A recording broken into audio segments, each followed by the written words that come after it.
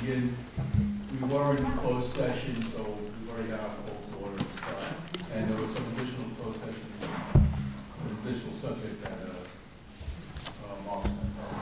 Yeah, just so the record's clear, the board had also added, in addition to the items noted on the agenda itself, prior to going to exec session, the board did add for number 7, discussion of potential grievance over calendar issues.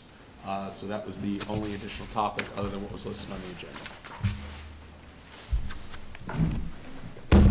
Okay, we're going to head straight to the demographic study presentation by Dr. Grimm. I can start by telling you that this study started really last summer when I got the opportunity to meet with Dr. Adderhold and his staff. So it's been almost about a 6-month process. If you have not been able to read the entire report, thank you. It's about 104 pages. So my job tonight, so we can all get out before the snowstorm, is to condense that 104 pages down to something much more manageable. So I figure it'll probably take about 25 minutes for me to probably go over this, and then ask if we could wait till the end for questions. I have a feeling I'll answer a lot as we go along, just to keep it moving. So a little bit about my company. It's called, actually we're getting brighter. I told you. My company is called Statistical Forecasting. It's basically a company that just works with school districts in this field called school demography, which is a really tiny niche field from the demography branch. And this is the 20th year of operation of the company. It started in 1998. Last came here to work with your district 5 years ago. It seemed like yesterday I was presenting here, but it wasn't in this room. Our company has done at least 100 plus districts in the New York metropolitan area. And since 2006, we are the demographic consultant for the New York Public City Schools. We do all, not only their projections, but look at a lot of other issues, whether it be on birth and fertility rates or student yields. There's a litany of issues we look at. So I'm the executive director. My background actually started out, I was initially a civil engineer, but that was not my forte, and taught for about 10 years in physics and statistics at Bridgewater Raritan High School, and also taught at the Graduate School of Ed at Rutgers in the field of psychometrics. That's where I got my doctorate in EdStat measurement. Most of us wind up going to work for ETS and the College Board, but I wanted a more practical field, so I went into school demography, and here we are today. So I published nationally on different topics in this field and testified on a lot of court cases in New Jersey where 2 school districts want to have a divorce. Not in a regional setting, but in a sending-receive tuition basis. They just can't get up and walk away, so they need a demographer to come in and see if there's any racial impact. So the purpose of this study was to project enrollments for a 5-year period from 18-19, which is next year, through 22-23.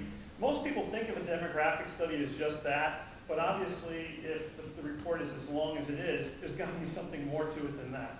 So if you start peeling back the layers, I look at not only the district's historical enrollments over a 10-year period, but by school, by grade configuration level. I look at each community's birth and fertility rates, population trends, age structure.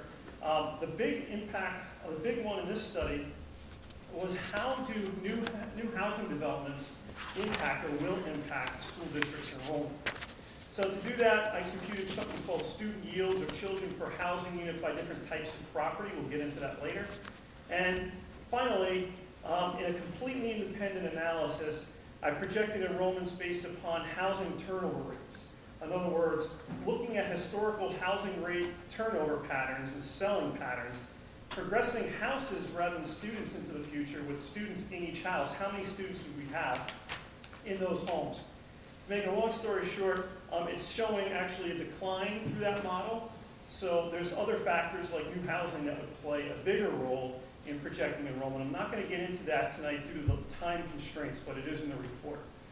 So let's look at your communities, Plainsboro and West Windsor. West Windsor is up on the top. You can see it there. It's about 27,000, so 27,500 or so in 2010. In 2016, the estimated population is about 28.2. As you can see, for Plainsboro, it's about 23,000, and the estimated population is not much different right now. What I want to show is that you can see the steep curve in the 80s, 90s, and 2000s. There's tremendous growth in these communities during those periods. It's really flattened out in the last decade. If you look to the right side of that vertical line is projections by another agency. It's not from myself. Those are for projections from 2020 to 2040 for the two communities. And you can see that they don't anticipate tremendous population growth like it happened in the last 30 or 40 years. So let's look at each community. Now, you can't really see that from the top. It's not really in slideshow mode, so you can't see. But this is West Windsor's demographic profile. So one thing I do is I look at each community and compare the demographic data from 2000 census, 2010 census, and something called the 2012-16 American Community Survey. So in the years between the censuses, the Census Bureau publishes data on estimates based upon, they use the 2010 as a base to determine what they have in particular categories and right now. So 2012, 2016 is actually a 5-year average. It's not for one particular year, but it's a 5-year average from the last 5 years worth of data. So West Windsor's majority white, 55% in 2010, but a big decline from 2000 when it was 72%. Asians were the second largest race at 38%, but in 2000, they were 23%, so that's a big change. The median age is very similar to that of the state. Foreign-born population is a lot. 40% of the people in West Windsor were born in another country, which is almost twice that of New Jersey. India is the largest source of that group. That's where most of the people are coming from. I have to give an award for West Windsor. Bachelor's degree or higher. 82% of those aged 25 or over have a bachelor's degree or higher. That's the highest I have ever seen in any community I've ever worked with. 78, 77 is usually the highest. I've never seen that before. Even 5 years ago, it was not that high. And you can see what the state average is, 37%. The income's almost around $200,000 for a median. And you can see that's double that of the state. Nearly 10,000 housing units in the community, about 3/4 are single family attached or detached. Attached would be like a townhouse. 1/4 of the housing units are renter occupied, and the median value of an owner occupied unit is nearly $600,000. Plainsboro is a little different. I mean, they are similar, but there are some differences. So the majority race in Plainsboro is Asian at 46%. And you can see it grew from 31% in 2000.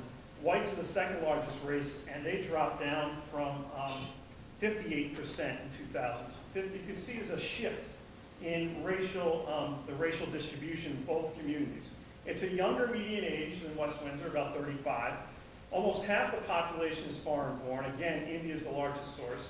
Still a very high bachelor's degree or higher, 75% roughly. Median family income is lower than West Windsor, but still very high. Almost the same number of housing units, but this is what's interesting. 37% are one-unit homes. So what that tells me, if you only have about a third or a little more that are one unit, that the predominant type of housing unit in Plainsboro is probably rentals. Because if it's a 2-unit, 3-unit, 4-unit, that's where you're going to find rentals. So you can see there, 51% of housing units are renter occupied, which is much more than West Windsor. And the median value of a house is $450,000. So here you can see, this is tough, it's too bad you can't really get to see this. So you see both communities up adjacent to each other. Those are all the school locations. This is the elementary attendance areas. So for all the elementary schools, you can see the different colors which correspond to each school. The region in the bottom left, there's no region that's attached to that. So if you look up there in West Windsor, where there's no zone that's assigned for elementary students, that's because that's Mercer County Park. And there's some other pockets that you'll see where there's no zones attached, that's because they're age-restricted developments with no kids, supposedly. So you can see it's not exactly what I call a clean attendance area. You would like to see, you wouldn't like to see Dutch Neck having a little spot in the middle of Hawk there. But these things do happen sometimes for various reasons. So here's the intermediate attendance areas. You can see, again, those little pockets there from Millstone River. And Community and Grover, which, again, it crosses over both communities. But this is exactly the same boundaries for the high schools. You'll see if I just change the colors, it's exactly the same. They feed into their respective high schools. So let's talk about the district now. So its current enrollment as of October 15th, and that's our census day when we work with school data, is the October 15th count, is 9678. So the enrollment did peak in 09-10, around 9,800 students before declining and reversing trend. And since peak enrollment, which happened, like I said, at 9-10, there's been a loss of about 123 students, which isn't really that much. The method that we use to project enrollments is something called the cohort survival ratio method, which is the method that the New Jersey Department of Ed has approved, and we use that to project enrollments 5 years out, and I'll explain how that works in a moment. But as you can see, if you just look at the data for the last 10 years for the district, there is a slight decline from the 9801 at the 9-10 year, but for all intents and purposes, that's really, it looks fairly stable to me. It hasn't really changed that much. Okay, so let's look at the historical enrollment by level, because that's really where things start to get interesting. So the elementary, which is up at the top, really has been fairly stable since the 09-10 year. The middle school enrollment is actually down on the bottom, if my colors are right. And what's been happening in middle school, it declined through 13, 14, actually, is that right? No, sorry, the middle school is the blue one, right? I can't see. It's the orange, The right? middle one's high school. The middle one's high school, right.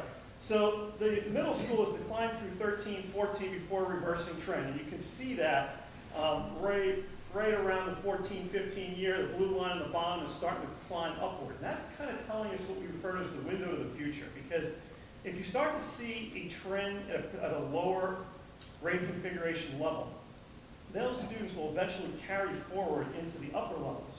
So that tells you that high school enrollment is likely to incline in the future, increase. So you can see in the middle there's the high school, and that has been declining, but it has reversed trends a little bit, but it's currently about 3,000 students between the two schools. So how do we do these cohort survival ratios? I'll give you a really simple example. So what we have to do is calculate what's called a grade progression ratio, sometimes known as a survival ratio, for one grade to the next.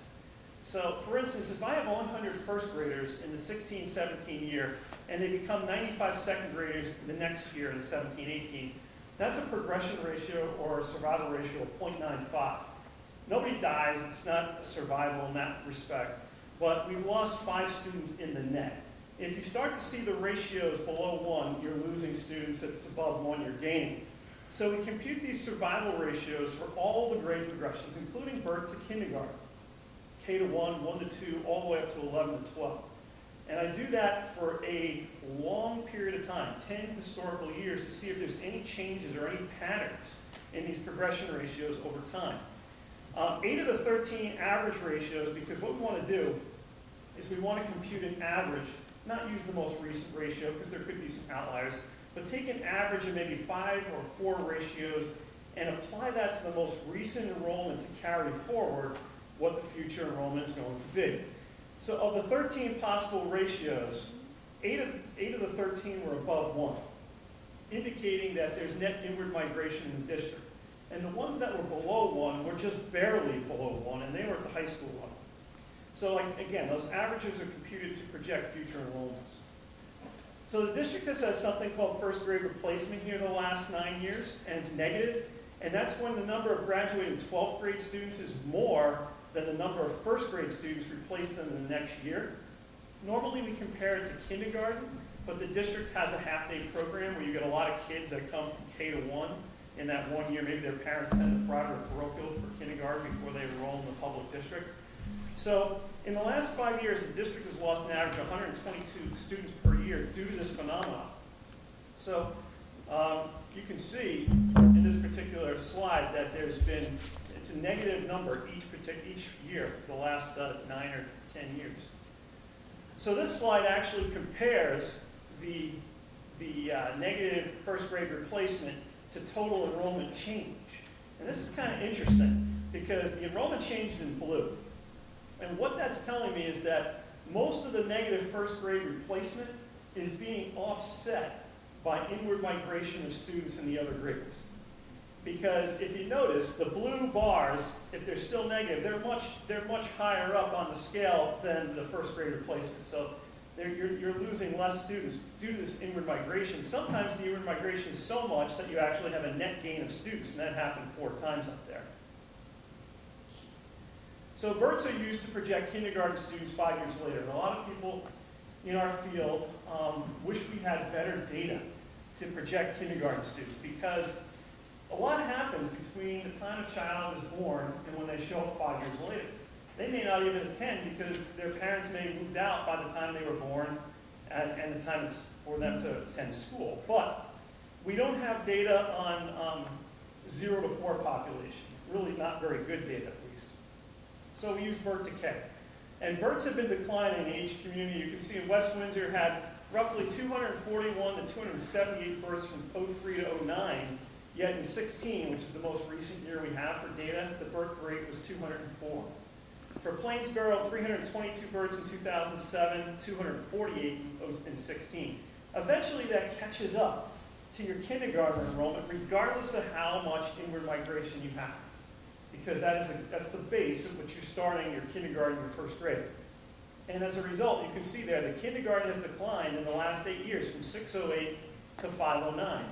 The decline isn't as big as the birth rate decline, and that's because a lot of families like to move into school districts that are excellent, which are yours, and what they bring in are their 0 to 4 age children. So we do see that offset because they're having their children born elsewhere before they attend school here. So this chart just shows you by year all the births in each community summed together, the kindergarten students 5 years later, and then the birth to kindergarten survival ratio. You can see that because it's a half-day program for the last 5 years, the values are less than 1. If you had a full-day program here, my guess that value would be somewhere around 1.5 or even higher. So there's the births for each community and then the sum. But you can see in the sum, take a look up top there, 585, 579 around the 2009 year, and then it kind of just starts heading south to 452 is where we are now. So one of the things I did was I was able to get the birth data. This is it's not very easy to do this. We got the birth data from the Department of Health at the block level, the census block level. The census block is the smallest geographic area that you can get in any kind of geography from the census. And what I did was called an overlay.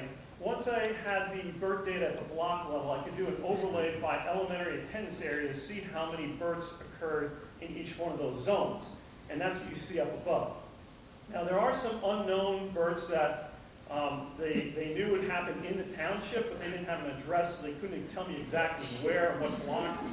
So they had to be redistributed in by proportion. But what's interesting here, there's a couple things I want you to see.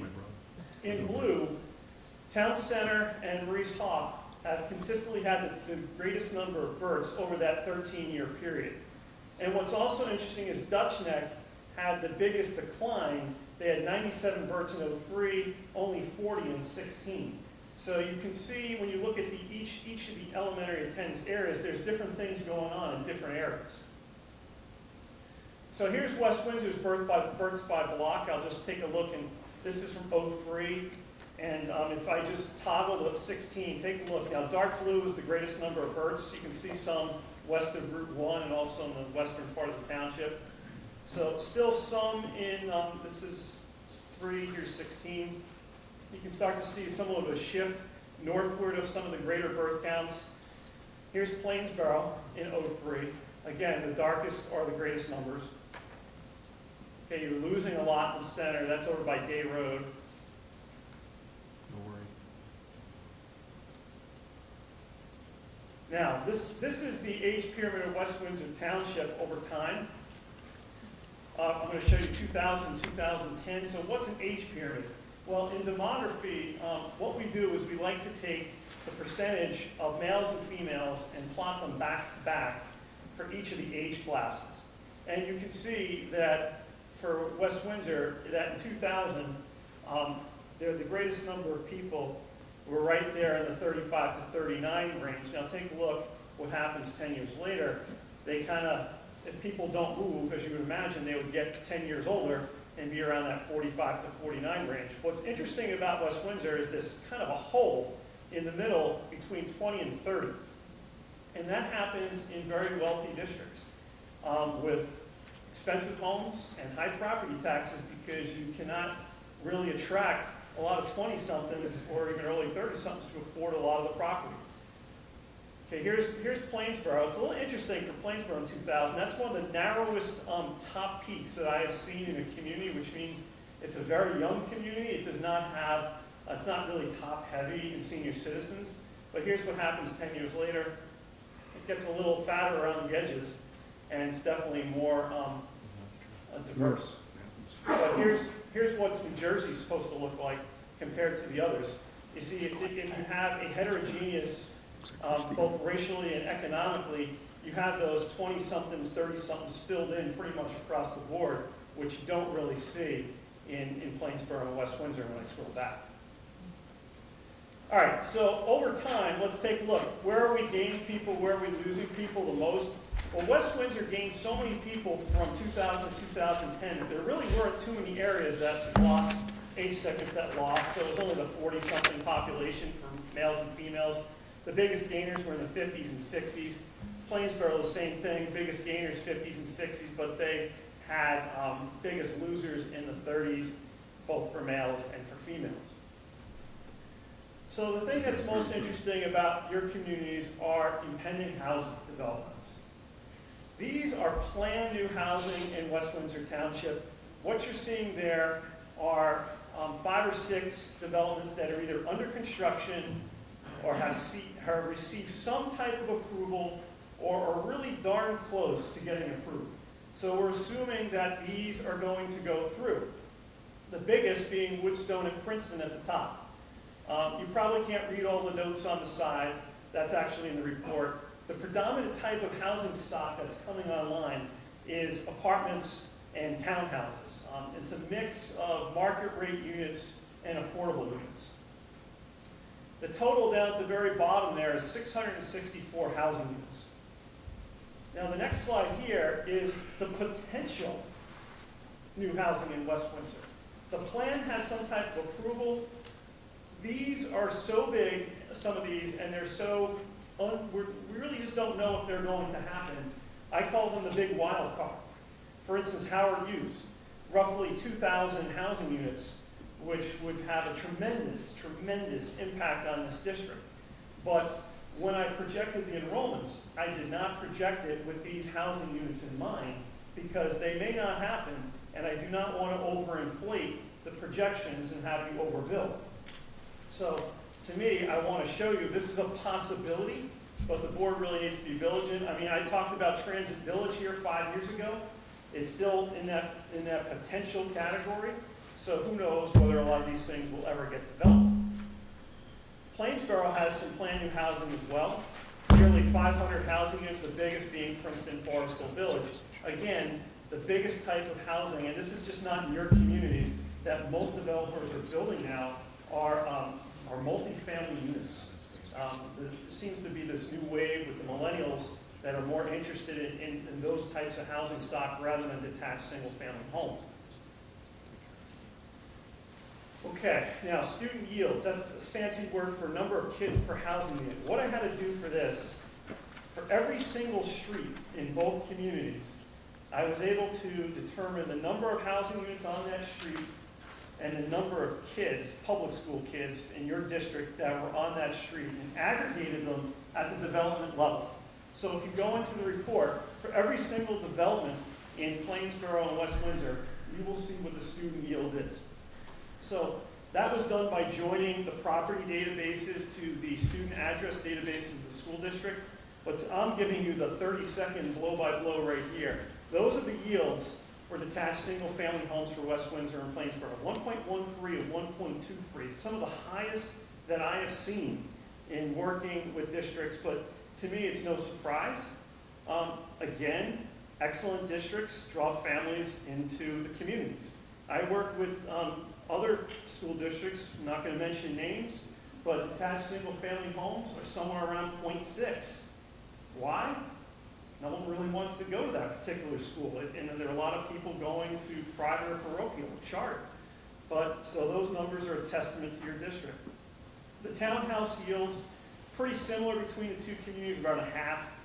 And the West Windsor apartments yield is much greater than Plainsboro because West Windsor has a much greater proportion of affordable housing units mixed in with that, as opposed to Plainsboro, which is pretty much market rate except for Windhurst. So after doing all the math of how many kids come out of all different types of units, I'm estimating roughly 566 public school children. This does not include the 1,500 affordable housing units that could be, that's going to have to happen in West Windsor by 2025. As you're aware from last week, there was some legislation where the Mercer County judge decided that the number is going to be 1,500 units that will be built by 2025. But because none of the plans for the township are set in stone of when that's going to happen, what the bedroom distribution is going to be, there's no way I could possibly tell you what the impact is going to be. Nor does that number of 566 take into account the West Windsor potential developments like the Howard Hughes that I just mentioned. So if all the potential housing units are constructed, not including the 1,500 affordable, because some of those units may be partially fulfilled with some of the existing developments under construction, you could have somewhere between 1,650 and 2,100 more students in the school district if they are built. And the range is so big because Transit Village typically has a very small student yield because the theory is, and this is from my colleagues at Rutgers, if it's located near a train station, it's not supposed to attract families of kids. It's supposed to be more younger professionals, very, very small student yields around 0.02. But because your community may be different in the sense that it may be an attractive place to live, I used the apartment and townhouse yields that were for the other types of units, hence the 2,100. So if the 1,650s with a really, really low yield, 2,100 if the yields are similar to the rest of the housing stock. So the 566 were put into the baseline projections according to the existing attendance zones of where those housing developments are going to be built. Home sales have really been interesting here, and I think this is what will help drive enrollment up in the last, has helped it to drive it up, particularly in maybe the last year or so. You can see that the decline in home sales through the 2009-10 period when the banking and mortgage crisis occurred, but they have been going up, but they're nowhere near where they were around 2005 and 2004 when the home resale market was very, very strong. Because in a community like this, the more resales that you get, the more that's going to lead to kids coming in here, in my opinion, either in the lower elementary grades or under the age of 5, because I don't see senior citizens buying homes here or empty nesters. People want to buy in because of the schools, and it's going to have an impact in that respect. So here's the projections going forward. I see you heading north of 10,000 just in a couple of years, and then pretty much stabilizing. The projected first grade replacement, again, due to those larger senior classes finally getting out and compared to the first grades coming in, is still on the negative side, so that's going to happen continually into the next 5 years. So here's what the enrollment looks like at the elementary, middle, and high school level. Due to the declining birth rate, projecting pretty much stable enrollment, however, for the first 2 years, but then eventually those declining births will catch up to you.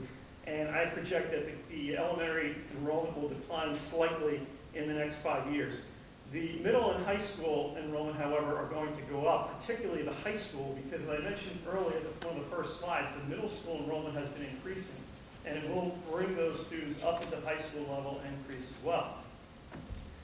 So here's our last last slide, in summary, the enrollments are projected to increase over the next 4 years before they stabilize. Declining birth rate has led to fewer children entering kindergarten, and that results in lower projected elementary enrollments. If the pending developments in West Windsor are constructed along with the 1,500 affordable housing units, the district's enrollment is likely to increase at all grade configuration levels, not just the middle and high school. So, and I would expect that if this housing with the affordables come online, it takes a while to build and actually get a student in the district. It would probably have an impact maybe around the 4th or 5th year of the projection period. So it's somewhere down the line.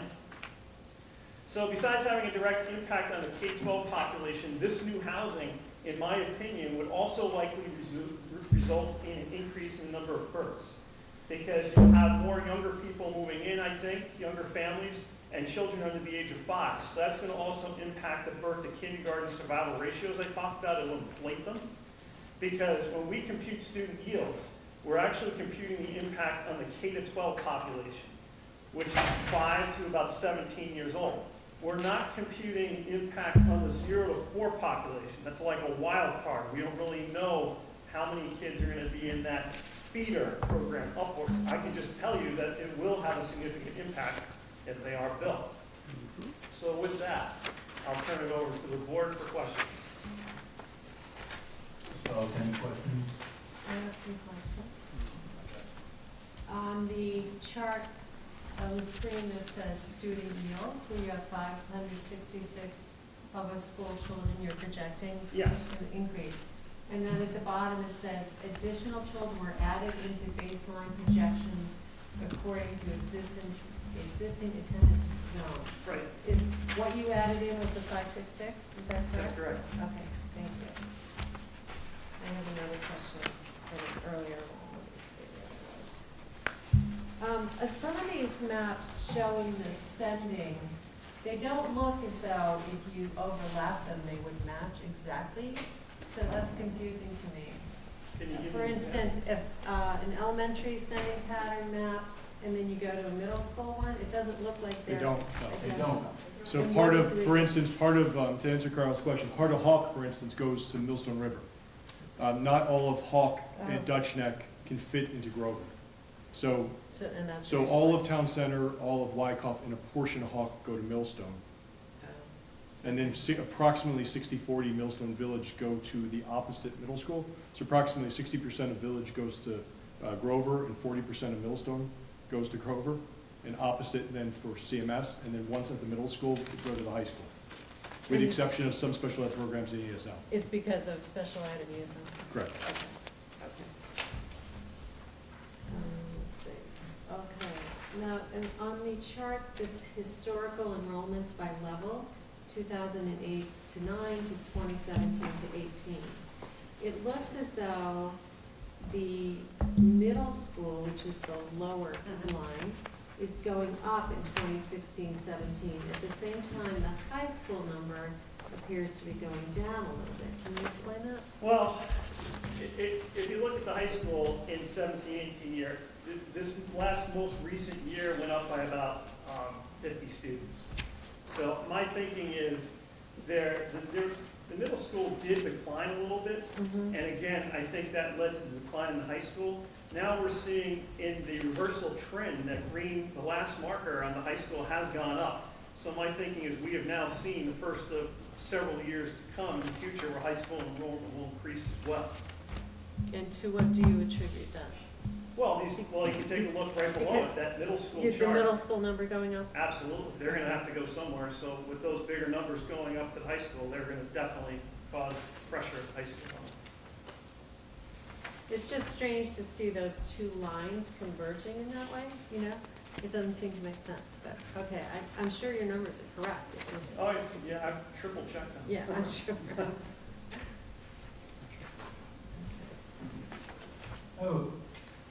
I have a question. I might have missed it when you said it the first time. Enrollment projections by grade configuration, I think it's the third to last slide. Near the end? Yeah, near the end.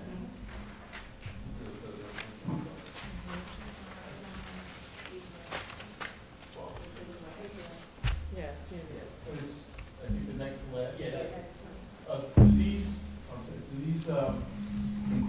construction, or is this just They do, existing housing? no, these do include new housing as well, yes.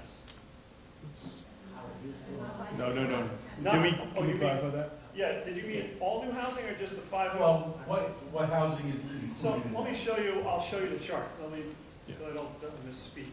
So this is the housing that it includes, the planned new housing in West Windsor and the planned new housing in Plainsboro.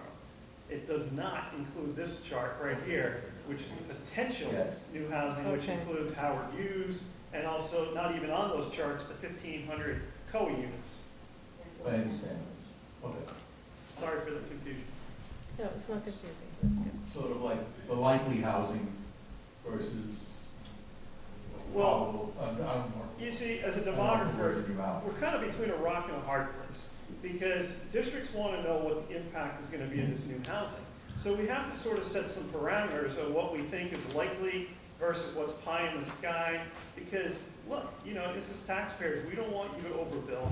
So, I want to make sure that these things that you see on the plan are the ones that have been approved or under construction, those are the ones we're using. It's a good question, and I'm sorry if I'm the only one that didn't pick up on this real quick, but can you go over again a little bit more the first grade placement concept? Because I know that went by really quickly. I just want to make sure I understood what you were saying. Yeah. I'm assuming that that's alluding to the fact that because we've got a half-day kindergarten, that the numbers I would think in first grade should go up significantly from. And they do. Okay, so but I guess what I was trying to follow the negative numbers. So let me give you an example. So let's say you have a senior class that graduates 800 seniors, right? To hold the enrollment level with all of their variables held constant in the district, I would need 800 first graders coming in the next year. But let's say I only get 700. Well, I'm down 100 students right out of the gate. That's the kind of phenomenon that's happening right here. You don't have enough first graders to match what's exiting the district in the 12th grade. But you're saying that at some point, by the time those kids get to the 12, it picks up as the years go. Well, there is, because you do have a lot of net migration that's inward, but it's mostly down at the elementary level, so yeah. But you have to remember that someone who is a 12th grader graduating now, which is actually my daughter, class of 18, was starting elementary school in 2005. Now, 2005 is a completely different animal in terms of what's happened in the enrollment. We had big enrollment increases in that period of time. So those kids have to move through the system. So those bigger cohorts are leaving, not being replaced by as large of cohorts. But part of the explanation for why it's a big difference is because of the half-day kindergarten. Well, the half-day kindergarten, I'm not even comparing it to half-day kindergarten. If I compared this to half-day kindergarten, this negative replacement would even be bigger. I think that's why he's starting with first grade and not kindergarten. Precisely. And this sort of matches what, at least my anecdotal, what I notice in the community, and people in my neighborhood, most people that move in with kids in middle school and high school. They're not moving in with their kids. So, I think that's what we need to be sort of concerned about, at least with the detached, single family. That's where we're seeing. Just to give you a ballpark, I mean, this is not specific to your community, but on average, K to 5, when you take a new home, usually about 60% of the yield is elementary, about 20% goes to middle, and 20% goes to high school. So if you take that 566 number I threw out earlier, I think roughly about 60% of those will be winding up going to the elementary level, 20% for the others. It may not, like I said, it may not be particular to your community, but that's the state average. So again, you've heard me use the number 40-20-20-20. Again, Doc's using the K-5 number of 60%. I'm using a K-3 40%, a 4-5 20%. So we're ballpark in line with each other. Right. Okay, go ahead. When you looked at the student yield from the different types of housing in the town, I'm curious, for the same type of unit, say apartments or townhouses, did you get a different yield based on the age of the community? Because I would think that the newer communities are going to have a higher yield than the older ones. Did you find Absolutely. So let me throw some numbers out at you.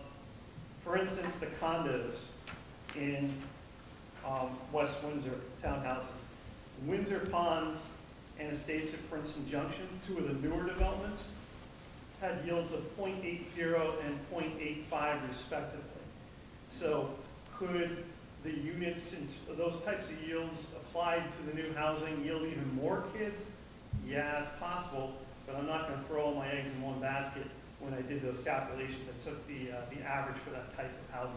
So what would be the older, so then the older housing stock of that type would have been 5.3? Yep, you could have that as well. But it also depends on bedrooms. So, and that's the tricky part of this whole thing. We're trying to match up the bedroom configuration of what's coming online with what's in the housing stock initially, currently. And did you find that for single-family homes, or there aren't really newer developments to compare with? That the yield on single-family homes also is higher and newer? And The higher ones are newer, the older ones, like Berrien City, much lower.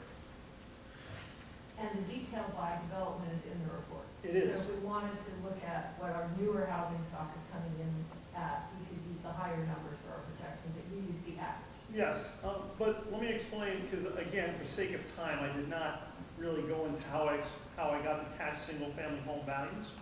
I did what's called a length of ownership distribution.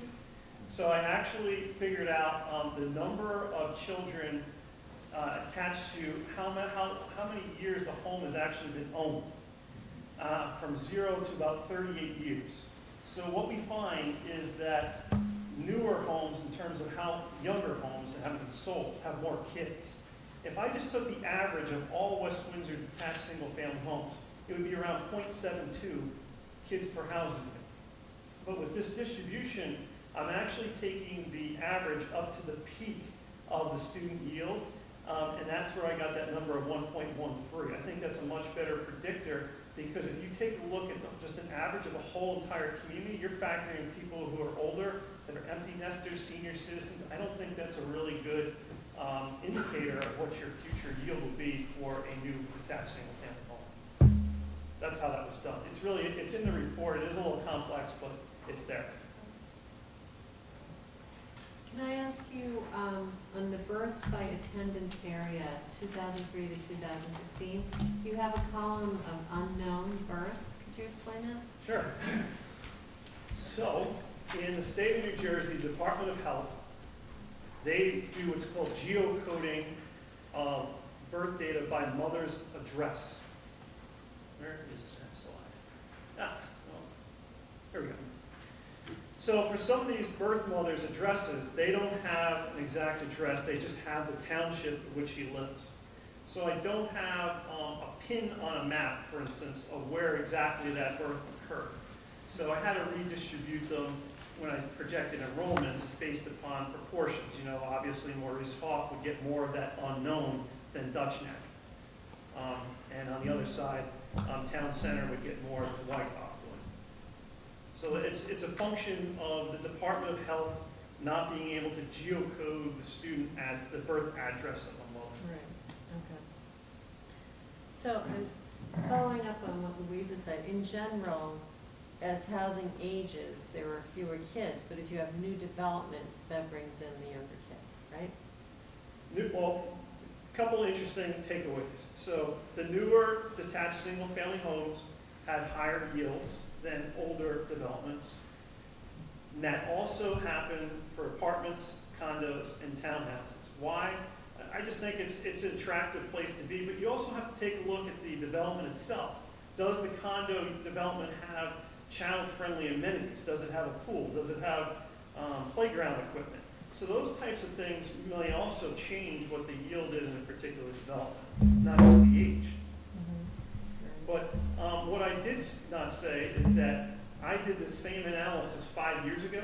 It's also shown again in this report. I showed the 11, 12 yields for each one of the developments versus this 5 years later. They really haven't changed a heck of a lot.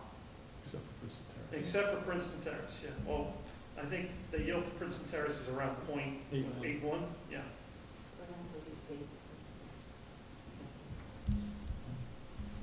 Hi, Rich, I have a question. Yes. For this same chart,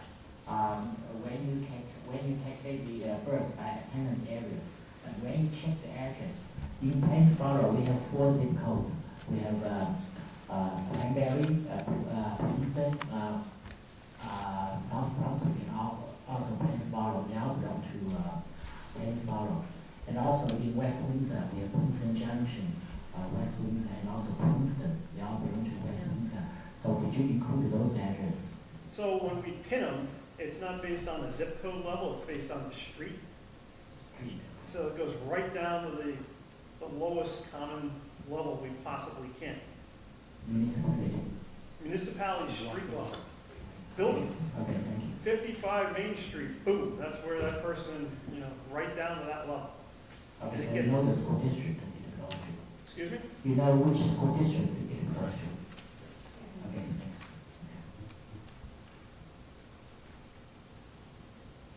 Any other questions? So you're saying the yields today are very similar to the yields from the same neighborhood 5 years ago? Yeah, the only one difference overall, the Plainsboro detached single-family home was 0.88 in 11-12, and now it's 0.72. So you got some aging out. Yeah. But, I mean, the apartments in West Windsor, I mean, I have some numbers here, they're like, 0.50 to 0.53, that's 300s. Plainsboro for their apartments, 0.24 5 years ago, 0.25 now, Very we're similar. splitting hairs. Yeah, okay. And all of that details in the report. Correct. It's something to read on a snowy day like tomorrow. Tomorrow and Thursday. It's gonna take me a while, but yeah. I have one more question. On the report that you did 5 years ago, and your projections you made at that time, now 5 years later, were you pretty close to what we have in person now? Great question. So the first 3 pages of the report look at my projections from 5 years ago to today. Okay. And it shows the difference between actual and projected, not only for the entire district, but I also break it down by elementary, middle, and high school grade configuration. Great. To make a long story short, I went out, it's a 6-year time frame that has elapsed since I did those projections. I'm off by 257 students, which is, I think was 2.8%. Now, in my field, we're really allowed a 1% error rate per year going out. So a 6-year projection going out, that's 6%. So I'm well within that error rate. And again, that's in the report, and you can read that over as well. Thank you. Okay. Thank you very much. You're welcome. Thank you.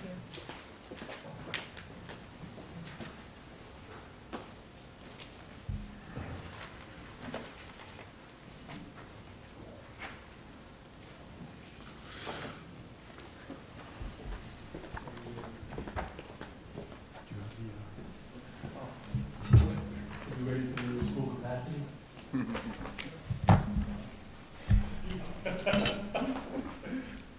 So not to be outdone, I follow Dr. Gripp. First of all, let me thank Rich for his work. I actually, years gone by, we were both teachers at Bridgewater Raritan together, so no years gone by.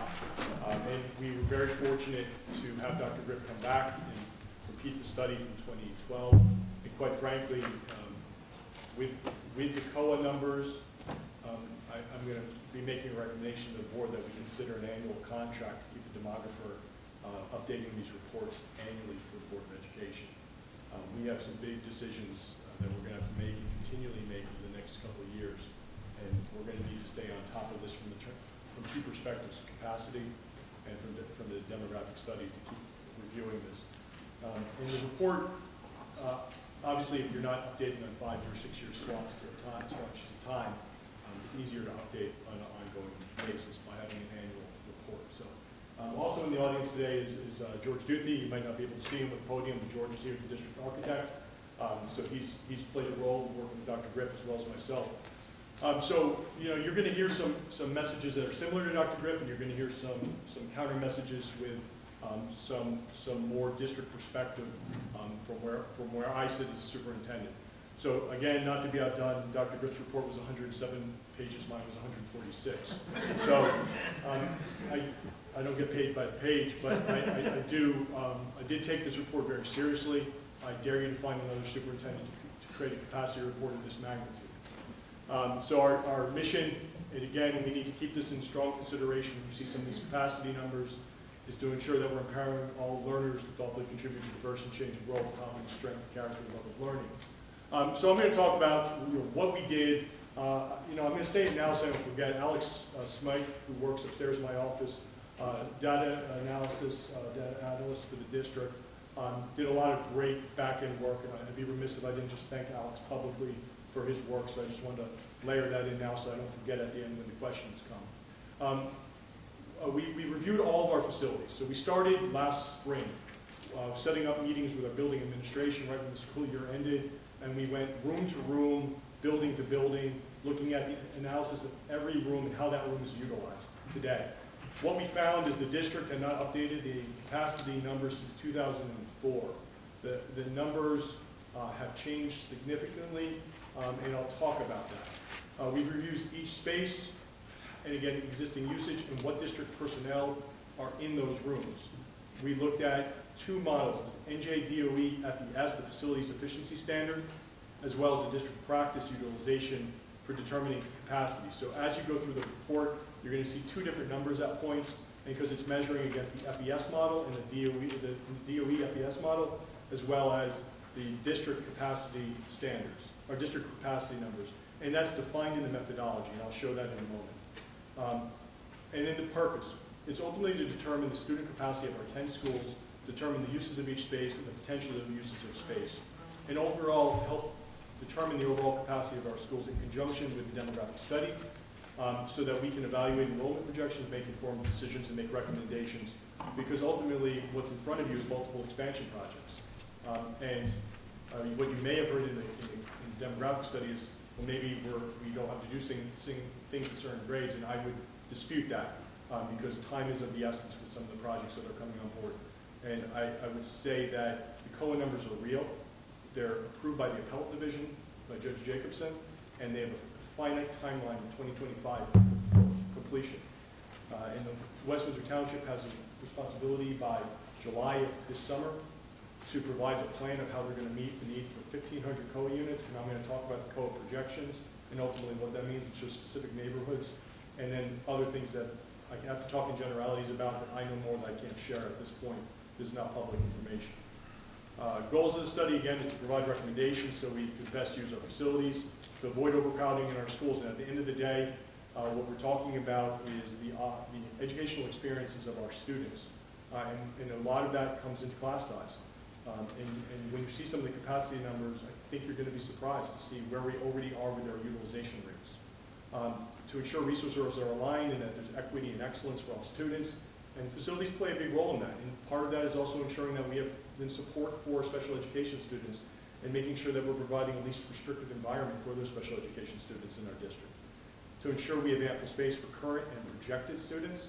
And if we just look at Dr. Gripp's numbers, for instance, community middle school, you'll notice on page 68, I believe it was, CMS is going up 175 students in the next 5 years. CMS today has its split shift lunches and 0 classrooms.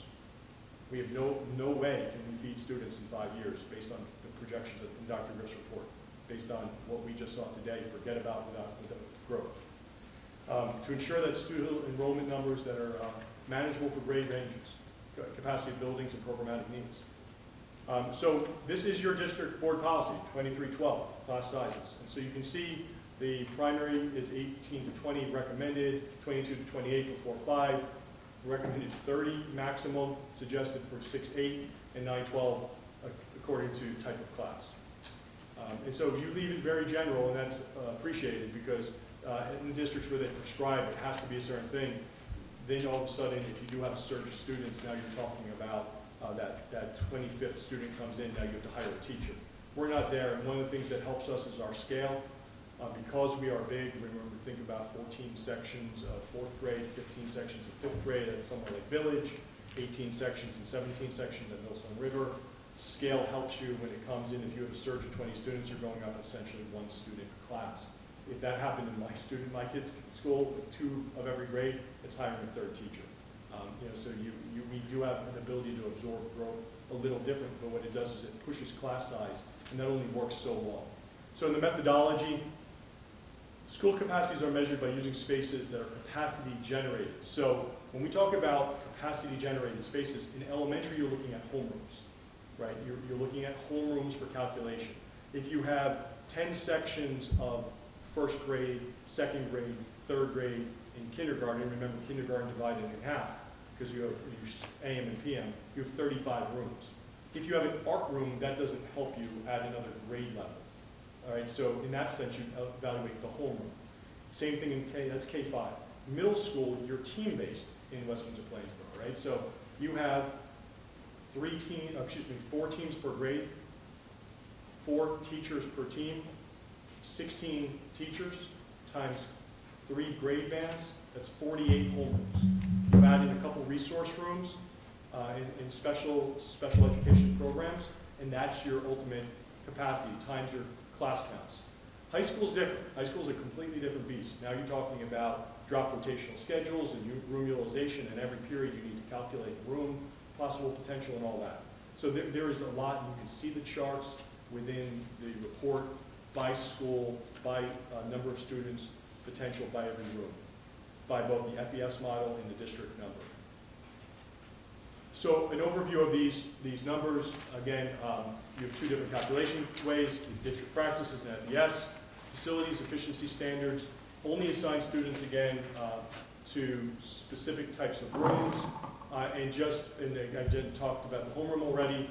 District is also to include specialized rooms adjusted to reflect actual practices. So for instance, in the FES model, every special education classroom is calculated at 12. 12.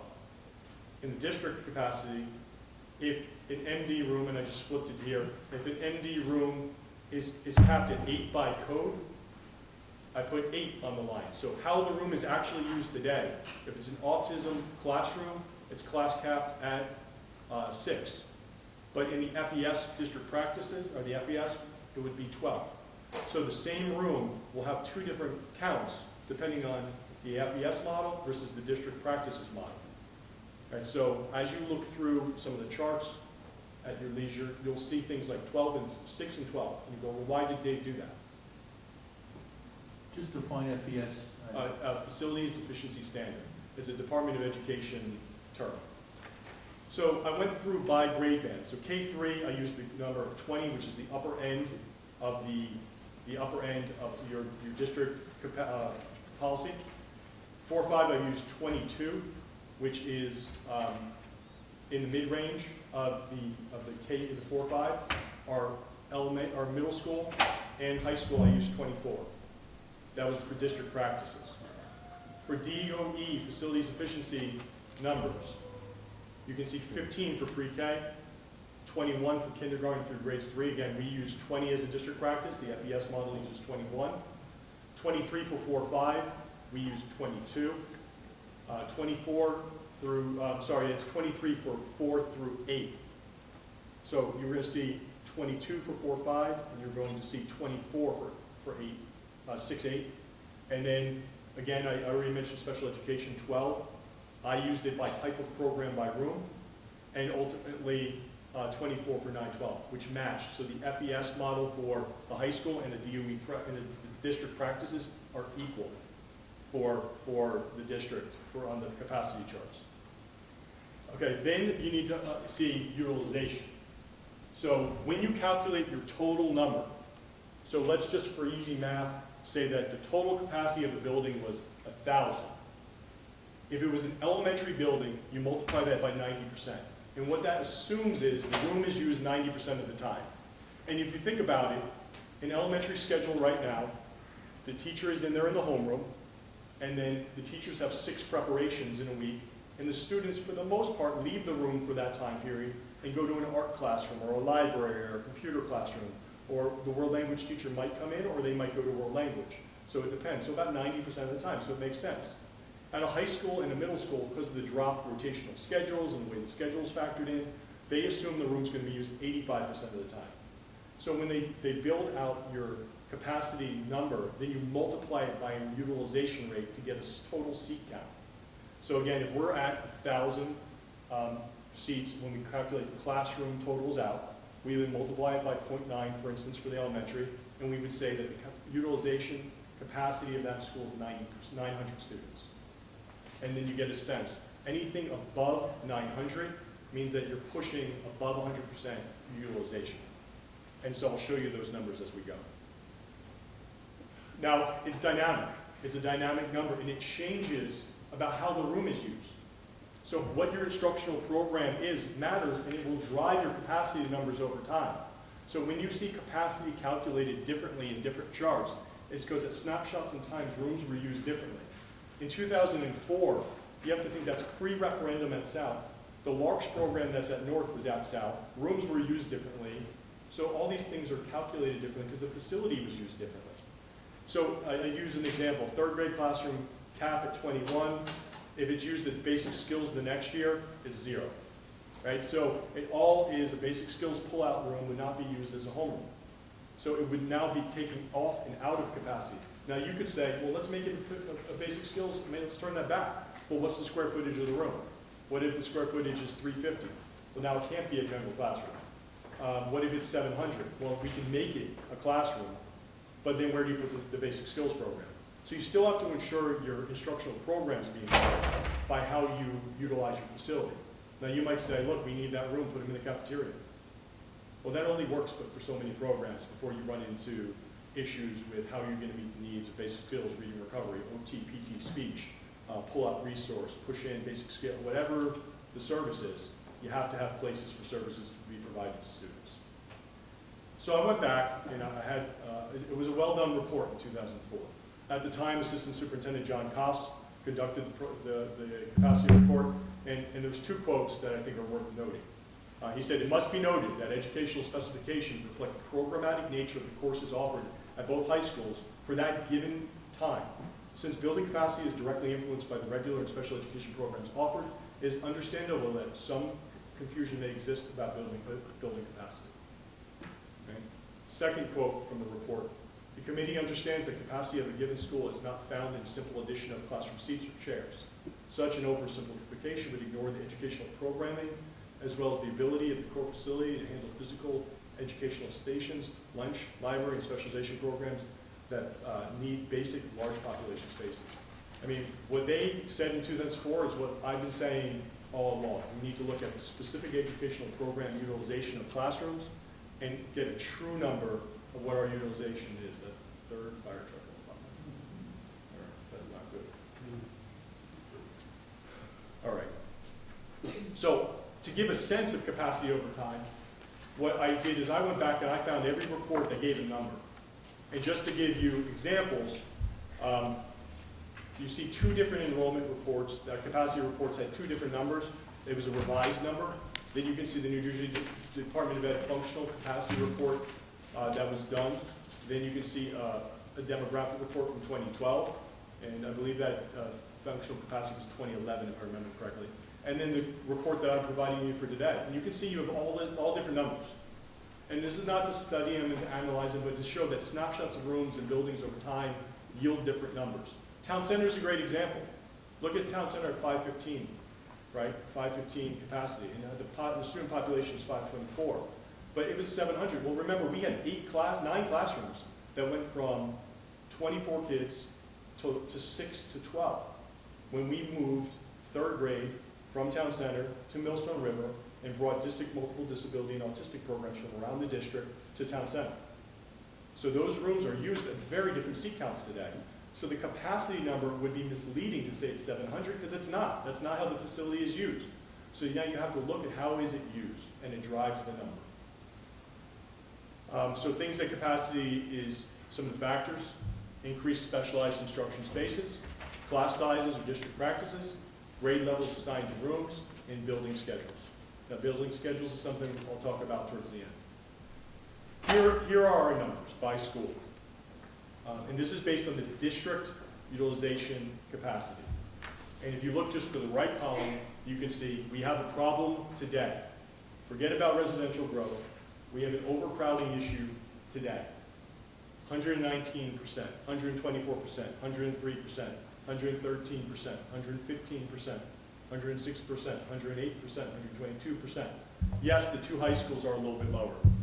But if you look in the report and you project it out, you're going to see high schools going up over 1,700. And there is, if you calculate year 6 and 7 based on communities numbers, if you just look at communities chart, there's a striking number that jumps out at community. And it's down the road, but there's a class that broaches 870 something, 877, it'll be 477. It's 477 at communities. Community is going to grow in a pace that's going to push north right back, well past the 1447 of today, right into the 1700s within 5 years. When both north and south crest 1650, you're out of science space. You're out of science space. You can no longer offer the programs without putting restrictions on the students. The labs are no longer. There's no way. We're already using areas of refuge at High School South today. What area of refuge means? It's a term we just use. It means you use a health room for the class and you switch out for the lab. So you're using a non-science room for science, and on the lab days, the other class that's using the room switches with you. And we're doing that today to get through, because we're out of science classrooms at South today.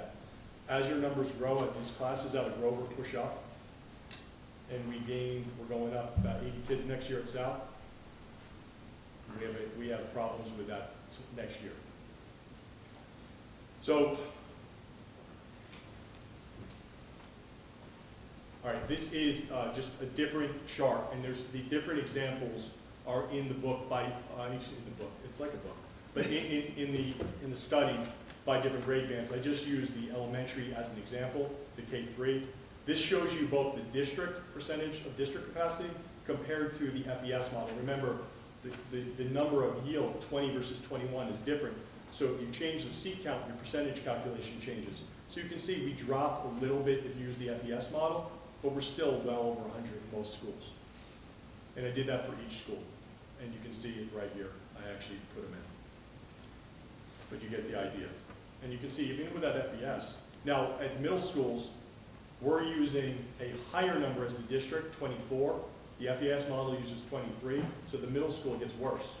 And you can see GMS is 127%. And that makes sense. Why does it make sense? We have classes between 28 and 30 today in 8th grade. We actually have a couple classes that crest 30 to 32 in 8th grade today. So something that was surprising, if I would have lost money on this. If someone asked me the total number of general classrooms between North and South, I would have said North has more.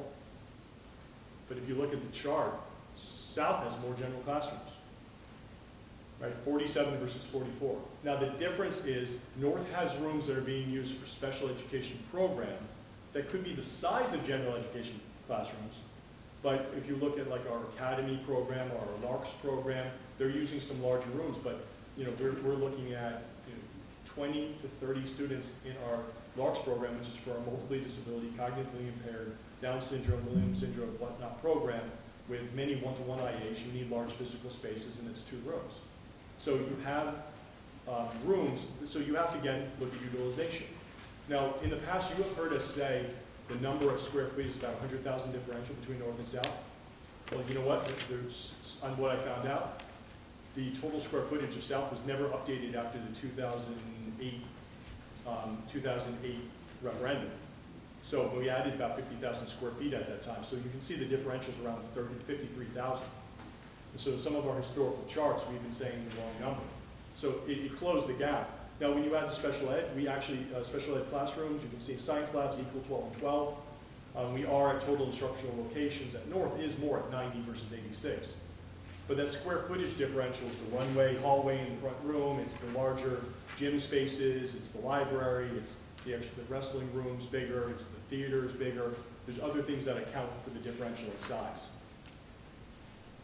But when you break down the actual classroom square footage and compare them against each other in total classroom square feet, again, North versus South, we're within 900 square feet of each other for the total classroom size. So we looked at all those little things to say, okay, what are we really talking about the differential in these spaces? And yes, there are some things in the core areas, like the commons 1, 2, and 3, all get calculated into the commons area. So you have to look square footage as a total building, doesn't mean you can put classrooms And then again, high school by type of room. You can see the ones offset to the right, 44 and 12 equal to 56, 91 and 24 equal to 115. So that's why I offset it, so it didn't get confusing. But again, it's at 9086. So summary and findings, just again, same goals, just repeated to get us back here. Avoid that overcrowding, to look at equity and excellence, educational spaces for current and projected, manageable grade range capacity, buildings, programmatic needs. Stole a chart over the weekend when Dr. Cripp's report came in, and you can see that plus 334. And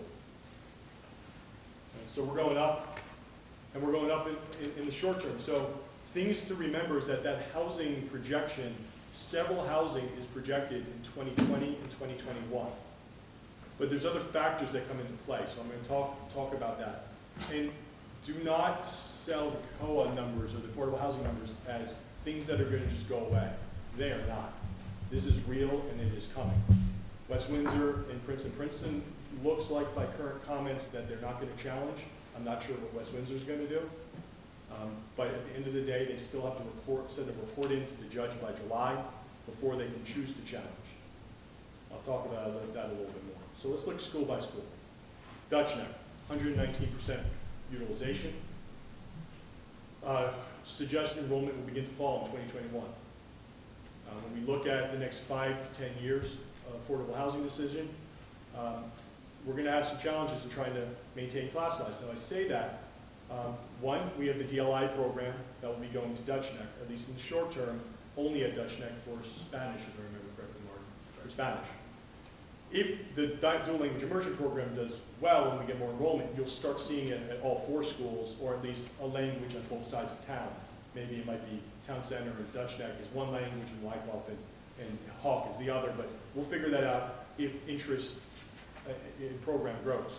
If not, if it stays at 1 and 1, Dutch Neck becomes the dual language immersion school, and you'll end up getting a push of students. Potentially, if you have 60 or 50 students in the program, figure a quarter or a third are going to come to Dutch Neck. So you're constantly going to be bringing an extra 30 to 40 students into Dutch Neck each year. The dual language is only at Dutch Neck. Another factor is the town homes off of Old Trenton Road. It's the Thompson property. That property is not going to go up in phases. That's a property that when it goes in, it's going to go in fast and it's going to go up quick.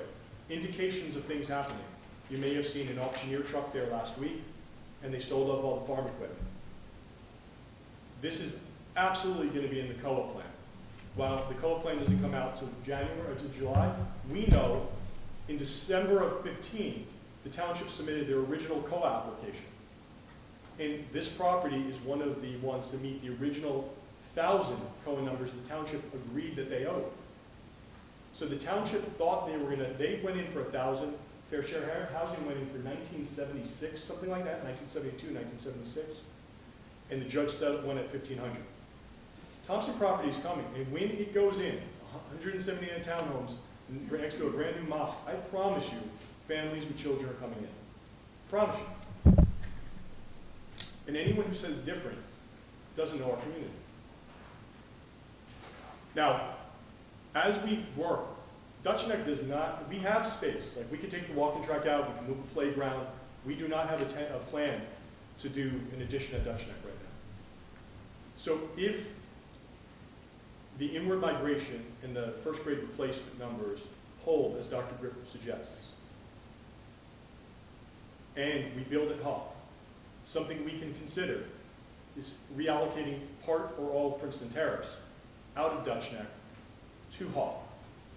See, we need to buy space. And I'm not going to pretend that I have all the answers today, but I know kids are coming. And we have an obligation to provide rooms and space for them so that we can maintain excellence and ensure appropriate class sizes. When 179 units come on board and start sending towards Dutch Neck, the only thing we have to do is overcrowd the classrooms, unless we do something different. So we're going to have to look at a Hawk addition as a safety valve for what comes out of Woodstone. And again, that projects 0.51, 0.53 versus potentially 0.81. And we've used 0.81 because we matched Princeton Terrace in our projections in previous charts. And we've been very upfront with the numbers we use. But we're going to have to look at what do we do here. So here's another example of inward migration. And this is probably worth looking at and seeing if you're all in different places. Here's 14-15, kindergarten, 147. And today, third grade at Dutch Neck, 218. And you can see as they move across, each year we got a bump in students. Same thing's happening with the first grade class last year. Well, I could go back into kindergarten, but you get the sense of 162, 195, 215. So each year we saw inward migration of each grade band, and then we went into the upper elementary. We just broke down the numbers for high school students. 48% of our current high school students were not here pre-K3. Say that again. 48% of our high school kids were not here through third grade.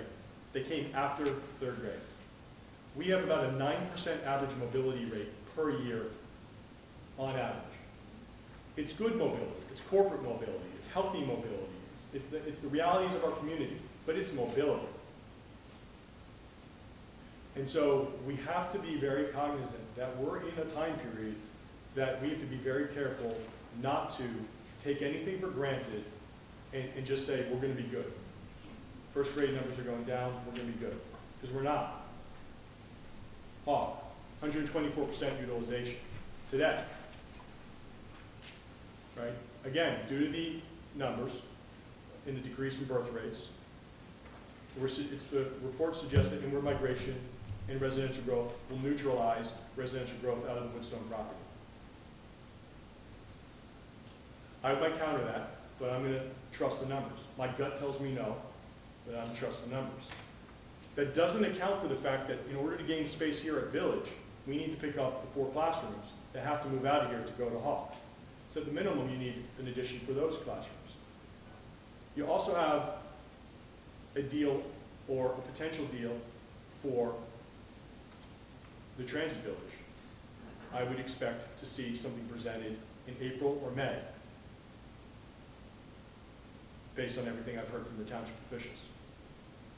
So that property is going to move. That's 800 units. That's going to move faster. That sends to Hawk. And we're in constant contact with the township officials around other things that they're working to build and or approve on an expedited timeline.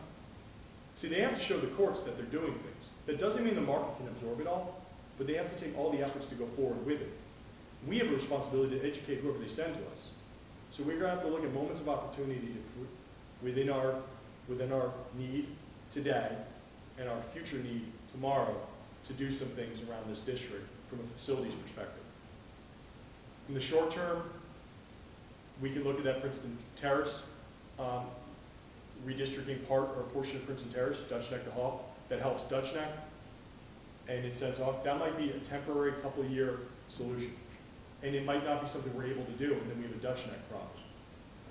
Again, we are, and we need to do a better job of tracking the inward migration. And we do have to then, of course, look at exiting students at the same time. Because that 9% mobility, we're constantly registering all year round in this office. But with inward migration comes a harder time. At first, when Dr. Grip said, well, we're just anchoring to birth rates. And I get it, you got to anchor to something. But what we're seeing is, because families have moved in, their kids are not necessarily born here, so vital statistics doesn't capture. So there can be kids coming that are not captured in the birth rate data. Now to that, you have to then look at the cohort survival ratio and all that, and then mobility comes into play and it suggests that it's a little bit above 1. But we're going to have to keep tracking as our community continues to diversify, and housing stock continues to turn over, and apartment stock comes on, and townhome stock comes on, and condominiums come on. It's going to be harder and harder and harder to anchor to birth rate. Because families are going to move in with children. And let's be honest, no one's moving here to retire. They're either starting their families or they're moving with a young family. But I have not met many families or individuals that said, I moved here because I love the community, I want to retire here. They're coming with kids. Here's an example of Hawk's inward migration. Current third grade, 168, became 189, became 207, became 216. This is a typical trend that we see. And I gave you a 10-year chart by grade band in there in section 4 of the report. Now, to date, all residential development that's being proposed, with the exception of Thompson property, sends to Hawk. All. There's nowhere else to send it to. Now, in the COA decision conversations, there is one property that could send to Dutch now. That's not official yet, that's not public yet, but I'm telling you, there, beyond Thompson property, there's one more potential property. And I know, because I talked to the owner, because I was looking to buy it for a school. And they said to me, we're an adjoiner to the COA plan, and we're hoping to put X amount of apartments and townhomes on our property. Pay us 20-something million and we'll take it. Well, we'll take it, you know. So they wanted more than market share to try to avoid the property. And again, at Hawk, that's where the Mandarin dual language immersion program is going. So not only do you have the village students, the village people, so to speak, that need to go to open up the pre-K classrooms so you have growth 4-5 rooms, and you do see projected growth at Village in the chart, and Dr. Griffin prepared. But dual language immersion is also going there. So you need classroom space, and you're already at 122% utilization. So the affordable housing plan is something that, again, is going to happen really quick. We anticipate Thompson property to move very quick. We anticipate Woodstone. Now, Woodstone is in front of the planning board tomorrow night. I would anticipate that that's going to get canceled since there's a state of emergency, and we did just cancel school for anyone in the room. So I would imagine that's going to get canceled. They have a backup meeting on the 28th, and then a third meeting that was planned for over spring break. So they had 3 planned meetings already on this property. I would anticipate they'll cancel and schedule it for next Wednesday. That would be my guess, but you'll have to watch the township memos on that to be sure. Town Center, already at 103%. Now, at Town Center, we've talked about, and we've already taken action to reserve $4.5 million towards a 10 classroom addition here. And there's the Day Road property, as well as, and that's 100% COA, as well as Princeton Forestal. And then you have, so we've already taken and that's, so I already defined that. Now, again, over in this area, we have issues between Wyckoff and Town Center that neither school has rooms for growth. So in the Plainsboro side, we used to, years ago, try to use one school as the backup to the other by grade. We are out of capacity at both schools. We are also concerned about core facilities at both schools. PE, music, library, arts, all near capacity. As you add homerooms, you add numbers of specials or stations. So think about it this way. A gym can be used 8 periods a day, 5 periods, 5 days a week. That's 40 times, and potentially twice a period, two classes. So you have 80 stations. If you have 35 sections of homeroom between kindergarten, let's say it's 10, 10, 10, and 5 rooms, 35 sections of PE. That's actually everyone gets it twice. That's 70 sections of PE. Then you have to add in all your special education sections as well. So if you add sections and you add rooms to the facility, in your core facility, you could have 85, 86 sections of PE for 80 stations worth of gym. So now you're tripling up and more, and now you're creating potential conflict. You also need to add staff at that point, because an average staff member is covering 30 sections by contract or 29 sections by contract. So anytime you go to 58, now you need to add staff because you have 2 and you need to just keep adding. So it has staff growth implications as well as classroom station implications. In many of the facilities, specials are already on a cart. Music is on a cart in some places for some grade bands. Not all, because we have music rooms, but not all kids can fit into all music rooms sometimes. And world language is often on a cart. Not 100% of the time, but the majority of the time. And between Town Center and Wyckoff, 0 available classrooms. Also, for instance, at Town Center, we had a doubling of our ESL student population this year. Now, I would have lost that bet too, because with all the immigration talk last year after the election, I would have thought we would see a decrease in immigration. But what we saw was a doubling of our ESL student population and an increase in families coming in from outside the country.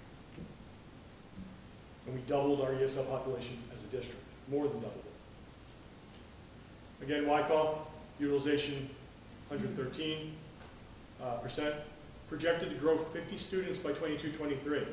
Now again, show me which grade band they're going to be in, spread them out on 4 grades, it's 12 to 15 kids per grade band on average. Chances are we're just going to, when you have 5 sections in each, you're adding 3 kids per class, 2 kids per class, so now your class average of 26 just became 28 second graders. Unless we add a couple rooms, and then where do you add, what do you do?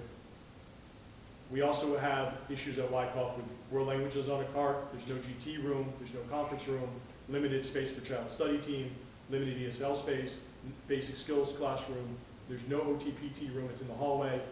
And we currently located students in classrooms under the stairs in the original wing. One was a former staff room, one was a former classroom computer lab. We've already used them. So when I say we're out, we're out. We've used all our chips and more. Physical footprint is limited. It's kind of an awkward lot, but there are things we could do, and we could redistrict or reconfigure some of the parking. We can reconfigure some of it. Everything's at a price point. So if we didn't want to build at Town Center, we could build at Wyckoff.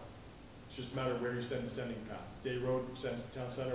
We recommended building at Town Center. Wilson River.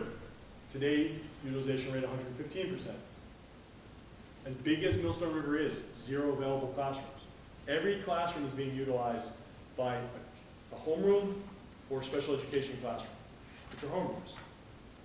Millstone is, I say it every time I talk about Millstone, as they developed it as an upper elementary school. It was originally called UES, for upper elementary school, original name, became Millstone River. 1 classroom in that whole facility with a bathroom. There's hallway bathrooms, but there's only 1. So if you ever looked at redistricting, Millstone River would need a facility expansion project, or it would need bathrooms. And there's no way to add them to each classroom. You'd have to do some kind of expansion, or it's always going to stay. Or out of the box, it becomes a spillover high school, middle schools, academy program in the future, and we have to then build at least 2 elementary schools to displace the upper elementary school growth plus residential growth coming in. Because what's not in any chart is that as we're sitting here, Plainsboro is debating a huge program as well that has nothing to do with COA. Residential growth, hundreds of units. And you have to look at the South Brunswick COA problem, because there's an adjoining property that joins Plainsboro and South Brunswick that could be on the hundreds of individual impact to West Windsor-Plainsboro School District. Why would Plainsboro do that? Ratables, setting themselves up for the 2025 COA obligation. That's the next round of COA. Desire to build that portion of town. Lots of reasons. But we don't know what's coming. Millstone, Town Center, Wyckoff, no rooms. Again, if residential growth occurs, we're going to have concerns with our music, art, PE, and lunchroom. And now we're going to have to consider options for facility expansion and for purpose of Millstone River. If you use it different, you got to build other things, but then you have to look at the purpose of it. And then maybe you don't build it other places. If you want to keep Millstone in upper elementary and or K-5 of the future, you need to add a wing with bathrooms. Village. We have to move the 4 classrooms out of the village to go to Hawk, Lander, or somewhere else. Have to. We have no classroom space in village. 106% utilization. We need to get those pre-K and EDP programs out of here. And we have to be prepared for the affordable housing. Again, just like the current Hawk is getting everything except for Thompson property, the village gets it all as the upper elementary school for this side of town, including the Thompson property. Already projected to grow over 50 in the demographic report, and if Thompson property comes on, that'll game change this building.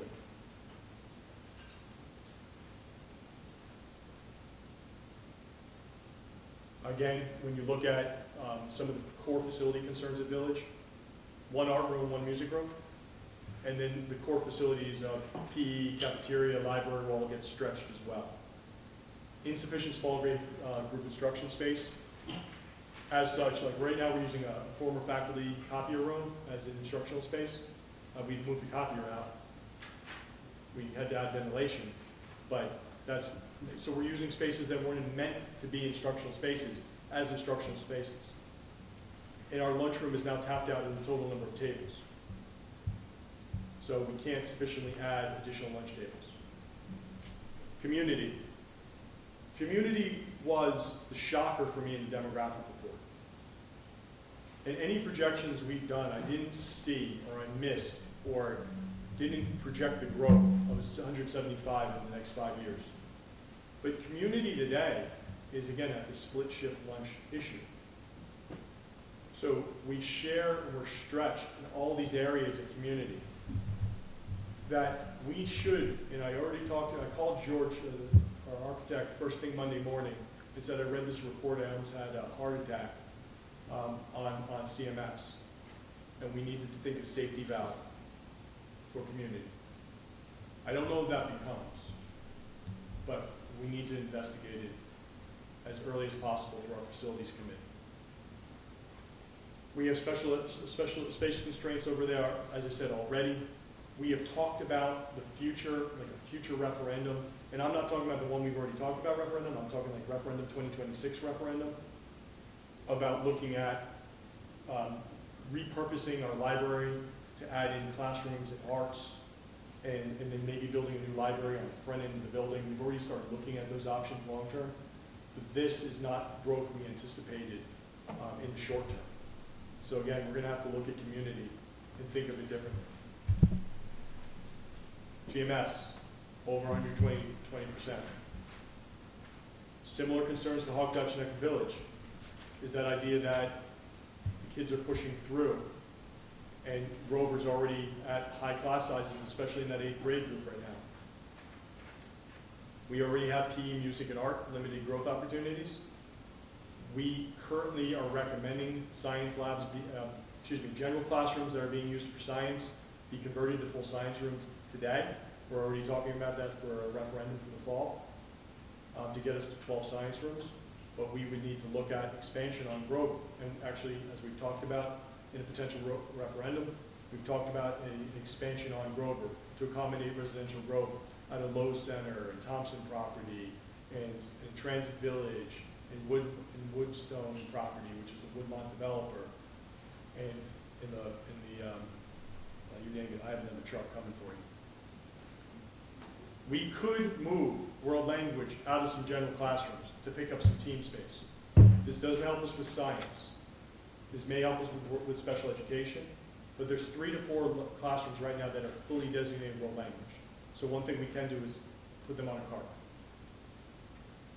What are the disadvantages to doing that? Because clearly that's not something you would like to do, but we have done it in some places. Well, should I let the former world language supervisor talk about that? And former chair of AP world language for the nation? Well, it certainly could be done.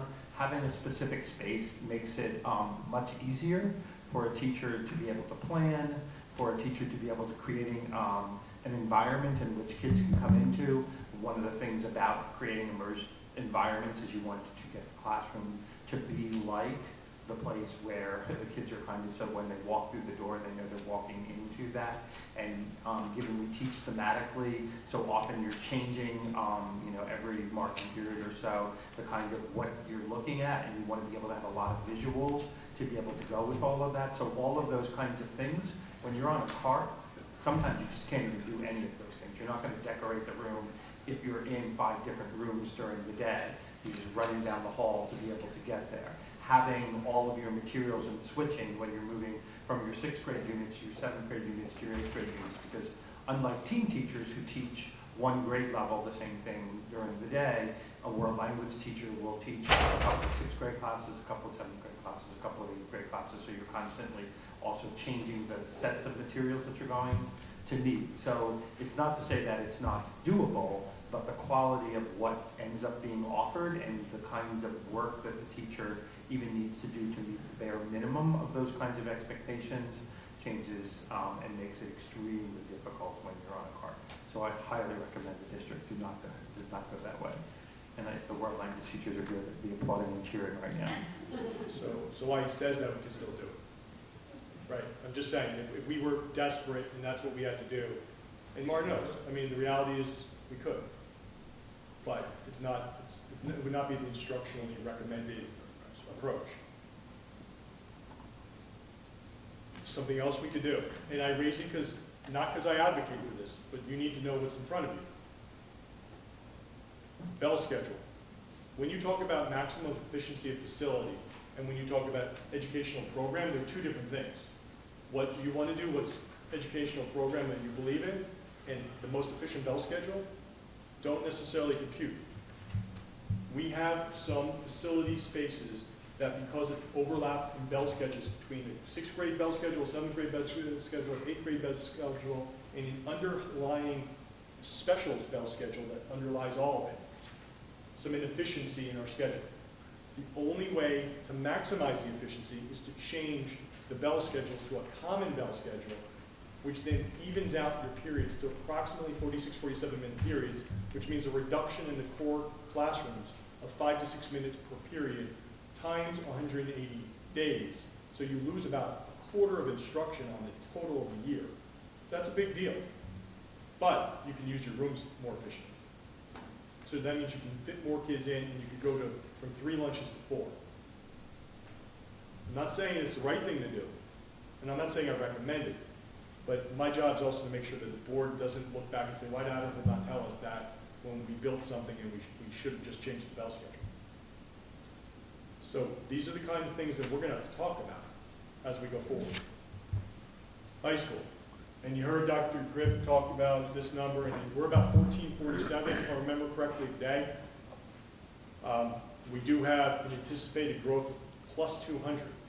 Now, if we look at the entering classes of 23 and 24, and we can do that by looking out, you're going to see some classes that hit 480, 470, respectively. So that means by 2023, 24, we're going to push 1,700. I think that's 1 year after his projections. Right? So we'll hit 1,700. We know residential developments for Day Road and Forestville Village are coming. And I just mentioned that very big development that we need to monitor in Plainsboro. Once we cross 1,600, especially 1,650, that's when we have major constraints on our facility. Like right now at South, we're just over 1,600, and every period we have 1, maybe 2 classrooms available today. And when I talk about that, it's like, I need a science lab. Well, all we have is the life skills room. Okay, it's not like you have space you can necessarily use. Oh, you know what, we need to add a class, but you only have the TV studio. Right, so when I say we have available rooms, it doesn't mean we have available classrooms per se for a language arts classroom. We have a space you can put students that's not necessarily ideal. You wouldn't use the TV studio to have a math classroom in, but it might be the only place you can house a group of students. Now why? The room setup's different, facility's different, there's equipment you need to protect the teacher, right? So there's other reasons.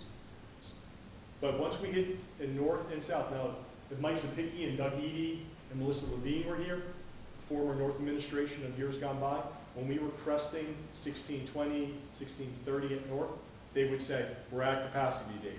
We don't have room, we're out of science rooms. So once we push we hit 1,700, we're going to be in uncomfortable territory. And we just need to know that. And we're not making a recommendation right now on the north side. We are on the south side. Because to give an example in the sciences, right? 1819 bio, that's based on next year's freshmen. Right? Remember, we also have AP bio. So in bio, in chem, in physics, when you only have 12 classroom types, and then you look at labs, we're out of chemistry labs by 1920. We'll have over 28 sections of chem honors and AP chem, based on projections for next year's bio, and based on historical averages of number of kids going into AP chem. We know right now that we already have a chemistry issue in 2 years. So in the recommendation for a referendum, we're gonna look at multiple, multi-purpose science rooms, which means gas lines, fume hoods, set up for both with slate top tables that could both be bio, physics, or chem. You gotta set it up the right way so it's multi-dimensional, multi-use. All West Windsor, all the housing, the major housing stock, all of it goes to south. Well, all of it is zoned in zones that would go to south, except for like one small property over, what's the 17 unit one? I think that one might split off to north. But you know, the reality is all the big stuff's coming to south. But that's something you could change if you needed to. Potentially, but you're going to send them to where they're 1,700 at north. So if you're going to build, you might send the sending path the same. So it's something, but to Carol's point, it's something we have to look at. Right? Now, the open space concept of South also then limits where certain types of programs go. So we work really hard not to put world language in an open space classroom, and we work real hard not to put special education programs in an open space classroom. We won't put them in rooms with walls, but as you know, we're limited to rooms with walls over at South. And then the other thing is core spaces are all getting pushed over there as we grow. And it's amazing to say like that the theater, that beautiful theater, doesn't fit our students, but it doesn't fit our students. I'm not suggesting we add another theater, but we just need to know we have facility infrastructure issues. PE stations are limited. Well, we just added a gym in 2008. We're limited in our total number of gym stations. So here's my best guesstimate of affordable housing. And so you hear the number 1,500, and I just want to make sure everyone's clear. It's very misleading because there are credits available to the township. Now, I don't have a firm 100% grasp on all the credits, but I'm guesstimating it's somewhere between 600 and 650 number of credits. Now, where do the credits come from? From 99 forward, as the district, excuse me, the community built things, and now we're in 2018, you get credited retroactively to things you built that were affordable housing stock from 99 forward. So there are credits that exist out there. So the 1,500 number is really not 1,500. But the secondary misleading part about COA is that if your community believes in an integrated approach, as West Windsor does, the remaining 850 to 900 is not 850 to 900. It's a multiplier of 20 to 25% of what the yield's going to be. Making a working assumption that everything going forward is going to be at 25%, then you need to multiply 825 or 850 by 4. But that's not true either, because now you have to look at what has been approved or what could be approved, and then you have to see those yields aren't always at 0.25. So let's take a look at first what we know has been approved, or is pending approval, or has a court-ordered appeal. So the Thompson property is been in their COA plan from 2015. It will be part of their solution, there's no doubt, going forward. That is going to be approximately 25%. So I'm just going to say, my guesstimate would be that's 25%. So 25% of 179 is 45. Low Center, assume 25%. So 155 or 650. Top Transit Village, court ordered approximately 2007, 2008 at 12.2%, or approximately 98 units for 800. There is the potential of a buyer and a deal.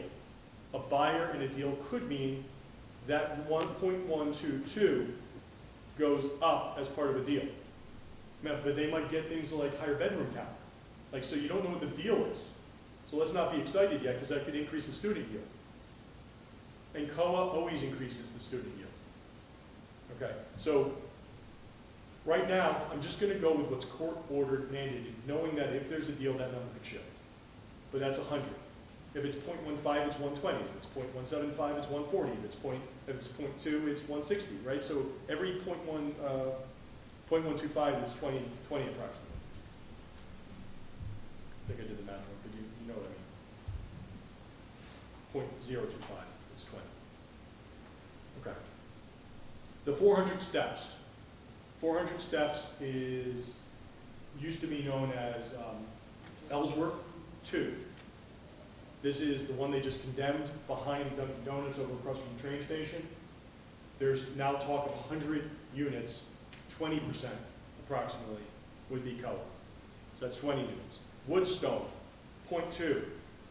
That's what's coming forward to the planning board tomorrow night and or the 28th and or whenever they reschedule. 89. 0.1 for Toll Brothers, 6 units. Project Freedom though, 72 for 72, all affordable housing. So it's all part of the deal on that property. Okay, so Bear Brook just got to planning board. That was 10, I don't know why, sorry about the color there at the top. 10 was 7 homes, 3 townhomes. Those are the only homes in West Windsor going in. 2, Princeton Ascend, 3. I know that 0.2 isn't, but that I was told. I went through this with the mayor, the township planner, and the attorney for the township for affordable housing last week, and they told me it was 0.2. I know that 0.2 of 17 is technically 3.4, but they told me 3. Right, so the subtotal of that is 2,386 units, or 498 co-op. So if we go back to my idea that you need to get to about 900, right, approximately 600, you still need 402 COA units. And if we use now all of them, multiply at 0.25, that's, 4 to 1. That's 1,608 more units. So the grand total is not 1,500, and it's really not 1,500 COA. It's really about 900 COA. That, again, in my estimates, this is the township still has to come out, but we have to make some decisions, right? 3,994. Now, if any of those numbers in deals change, the 900 could become 850, and 3,994 could become 3,724, but, the push and pull, spitball and ballpark for March, I think I have a pretty relatively fair methodology in how I approached it. So then you got to talk about how many kids. They're mostly townhomes and apartments. Now, when I talked to Dr. Grip, he said if you take out some, and he had to leave to catch his flight back to Vermont, you're age restricted. The actual apartment yields is actually 0.58. So what I simply did is I took 900, or 3,994 units, and applied simple 0.4 as just a low-end average, 0.58 an apartment minus age restricted average, and a 0.81, which is Princeton Terrace current average for the last 5 years. And that's your students. Now, Dr. Grip's report said on the low end, 1,600.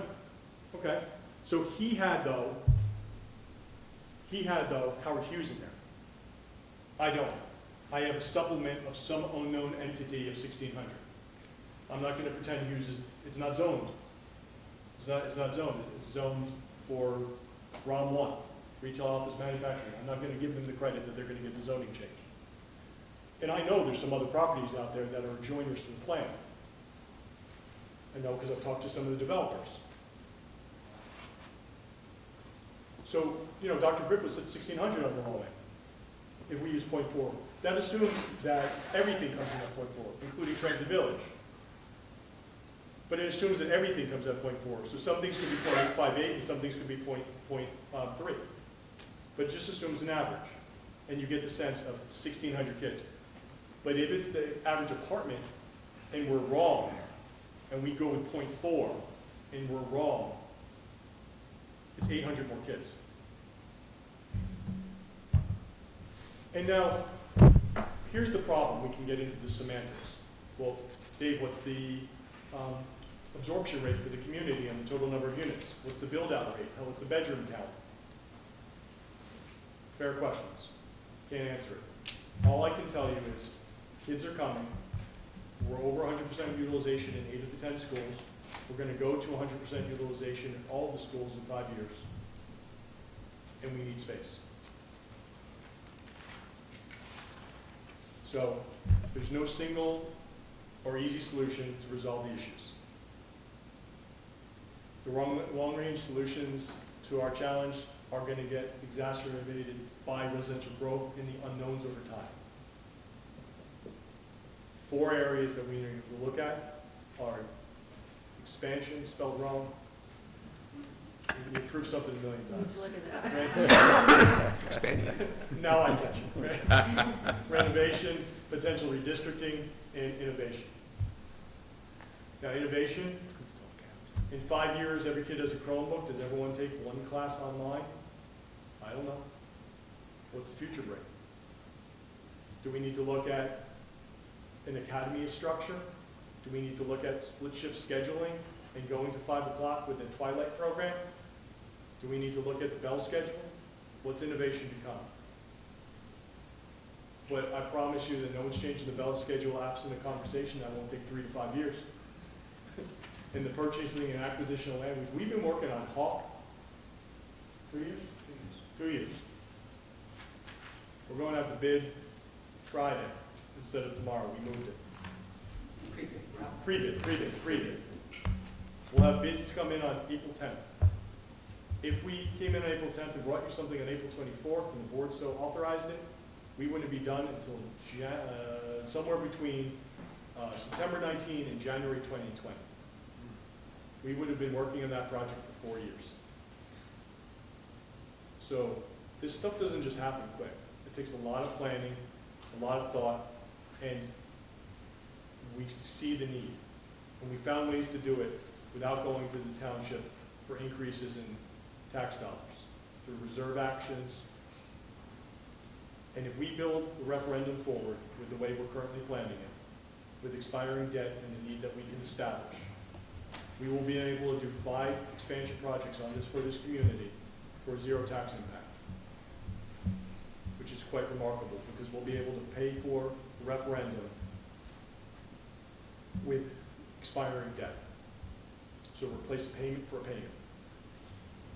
And I can't tell you another district or community that can do that.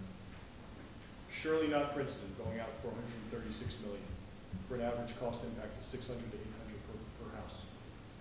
Ours will be 0. We know the need is coming. We know the need is here. Look at the utilization rates and look at the actual programmatic constraints. We need to do something. Now, I'm not going to pretend that the factors won't continue to shift and that the challenges won't continue to be, but we can't modify and adjust if we have nowhere to put it. So as we look at expansion, adding classrooms to existing structures and renovation, we'll be looking at modernization of areas, and it potentially looks at looking at some of the stock that's out there in the, like the Bristol-Myers Squibbs property, potentially, like look what's out there, look at redistricting, and look at innovation. And I'm happy to take questions, and I love this stuff, and so I'm ready. I have questions. I know you have them. I've got them. I know you would. Okay. I'd be disappointed if you didn't. Okay. On the, talking about the rates for co-op, 0.25 and so forth, are these things that have already been set in stone by negotiating with the builder? Or does On the back page there, the ones I was just going through? Yeah. Yeah, I'll flip Yeah, them. I mean, there are various different Oh, rates. sorry, the 0.25, right. 0.2, So- 0.25, 0.4. So, My question is, yeah. is this state mandated? Is this negotiated by the town with the builder?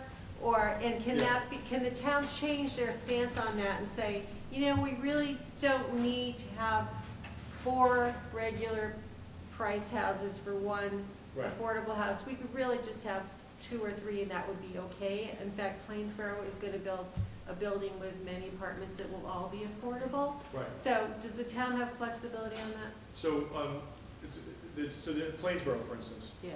101 units on Getty Road, all 100 affordable housing. That's how they're choosing as a community to address the housing. Their obligation was much smaller. It was the 101, 100, and then there's one for the maintenance person. For us, for West Windsor, it's a community decision ultimately. It's ultimately a council decision. The early COA numbers were all talked about 5 to 1, 20%. As the need the idea of integration, and I would suggest that philosophically, I would align with West Windsor. I think it's very dangerous when you start creating 100% affordable housing communities. And it's dangerous from the way in which communities begin to talk about children from developments that are 100% affordable housing. You start talking about those kids from those schools and over there, you know, them, right?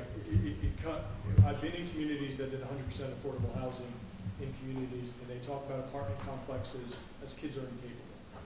Well, And you so can I- do, and you don't so- have to go to 100%, you put 5, you still have 4 That is greater. look, from a district perspective, if they went up, it might decrease the total student allocation that comes out of that. So if they said 50%, we could slice the number about approximately in half. I say approximately because some things are preset through deals, but approximately in half. And the yield you would think would drop. But you also have to remember that affordable housing has a tendency to yield a higher per pupil student average. So while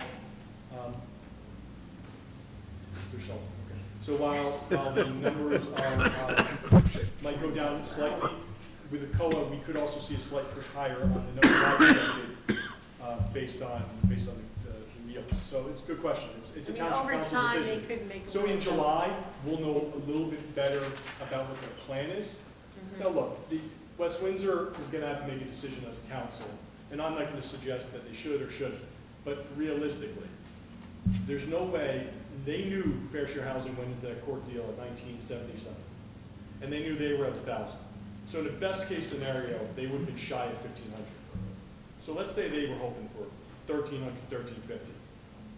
What they're choosing, if they choose to fight, they're only fighting for the differential. And it's possible that it gets worse. Because a challenge to the 1,500 doesn't mean it goes lower. It could go higher. And the judges, anyone read that? If you want to take something up and really read it, it's 221 pages. It's a whooping. So that's what my grandmother would have said. I mean, they smack down on every legal argument West Windsor and Princeton made. Can you tell me, I think I understand, but I just want to make sure, when you say district practice, Yes. can you just tell me what that means Yes, exactly? so how do we want to use our buildings? So it's done a couple things. If we say our seat count is going to be 28 for kindergarten, all of our numbers shift. And we're under 100% utilization. So how we set our seat counts impacts utilization. Okay. And then ultimately, the other major factor is how we use each room. So that's what WWP is doing now? Right, so how do we use our room? So if we use our room for autism, it's 6. If we use that same room of, let's say it's 800 square feet, but it's an autistic program of 6. If we said, you know what, we're not going to believe in least restrictive, we're going to move all 6 students out of the district, we're going to pay the out-of-district tuition cost at $50,000 plus transportation plus summer programming per student. We don't believe in least restrictive, we're going to get sued, but that's a different issue. But we want to convert that room and make it another homeroom. Our capacity went from 16 to 24, so you went up plus 18 in your total district utilization, your capacity number. I got a follow-up question on that. So we're looking at district usage, and then how does that compare to NJDOE FES? Can you provide a bit of context around Sure, that figure and how we should be thinking about the two of them side by side? In every chart in the booklet, you see 2 columns. You'll see a column for district practice and a column for FES. So I'm just flipping, just to give an example, I pulled up Hawk. Well, let's not use Hawk because Hawk's always been talked about. Let's look at community. So I'm on page 96. So on 96, you're going to see that the district capacity number on the left is 1,272, and the FES model, because we use 24 for I use 24 for the methodology for average classrooms. The FES model is actually 23. So in community, the number is 1224.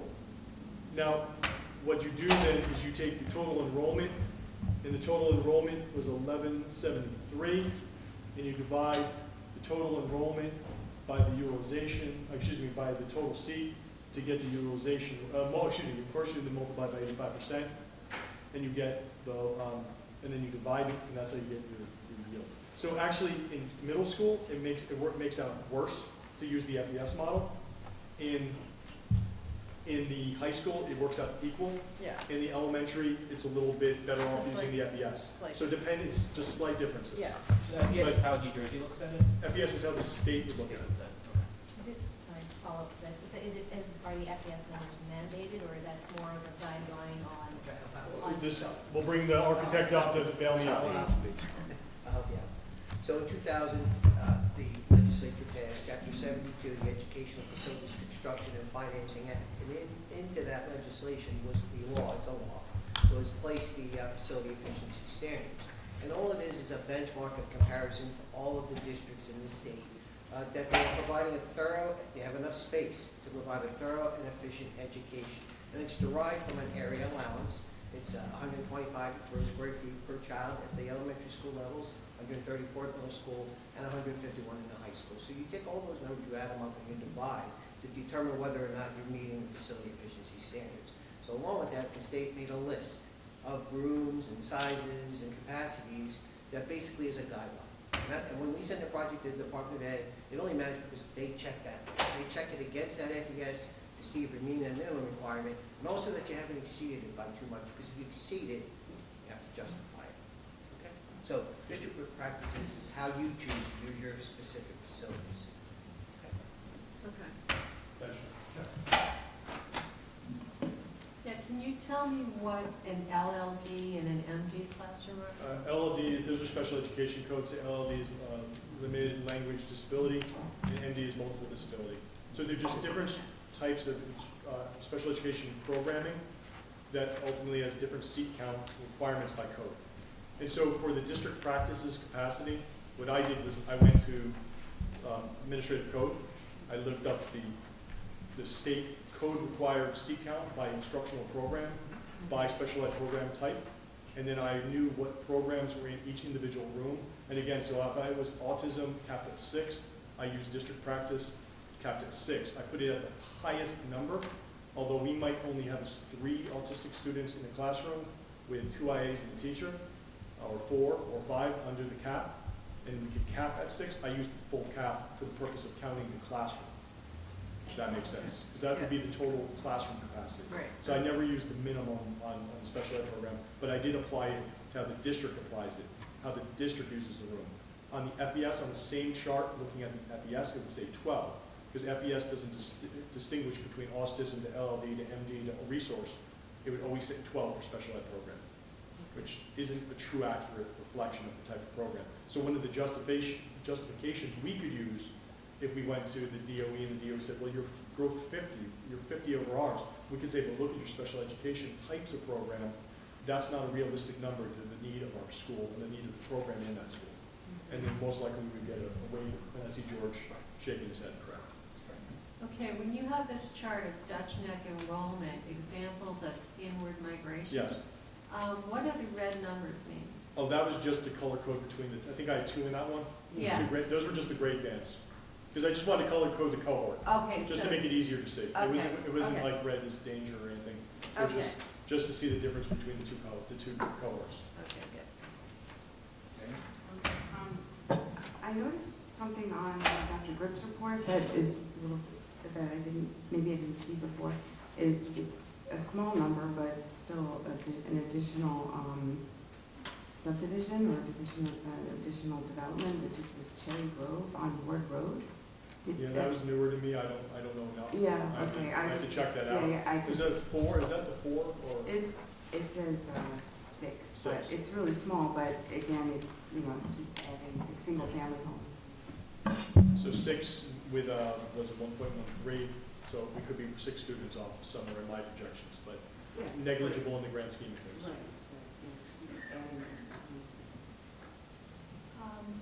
Right. I'm just trying to make sure I understand how the 2 reports Yeah. fit together. So tell me if this is correct, that Dr. Gripp's study says that we're gonna see over a 5-year period, 330, 340 additional students across the grade bands based on the planned housing. And that in addition to that planned housing, we should be using, he did not include in that the 1,500/900 affordable housing obligation, which you then in your analysis converted into an additional number of students. Is that correct? That if I'm looking at So, the planned development plus the acknowledgement that we have to do something, the town has to do something about the 900. So I'm supposed to add those two numbers, or is there any duplication between them? there's some duplication. Okay. So in Dr. Gripp's report, page 48, table 12, he incorporates Woodstone, he incorporates the Toll Brothers, and he incorporates Ellsworth 1, and Princeton Ascend, 17, I believe it is. He has 24 down, I have 17. So he does incorporate a couple of the West Windsor properties that would be counted towards code. Now, they're not 100%, they're all at like 0.2 or 0.25. Then there's the additional 400 steps, Transit Village, Low Center, Thompson property, and then he puts in Howard Hughes. Now,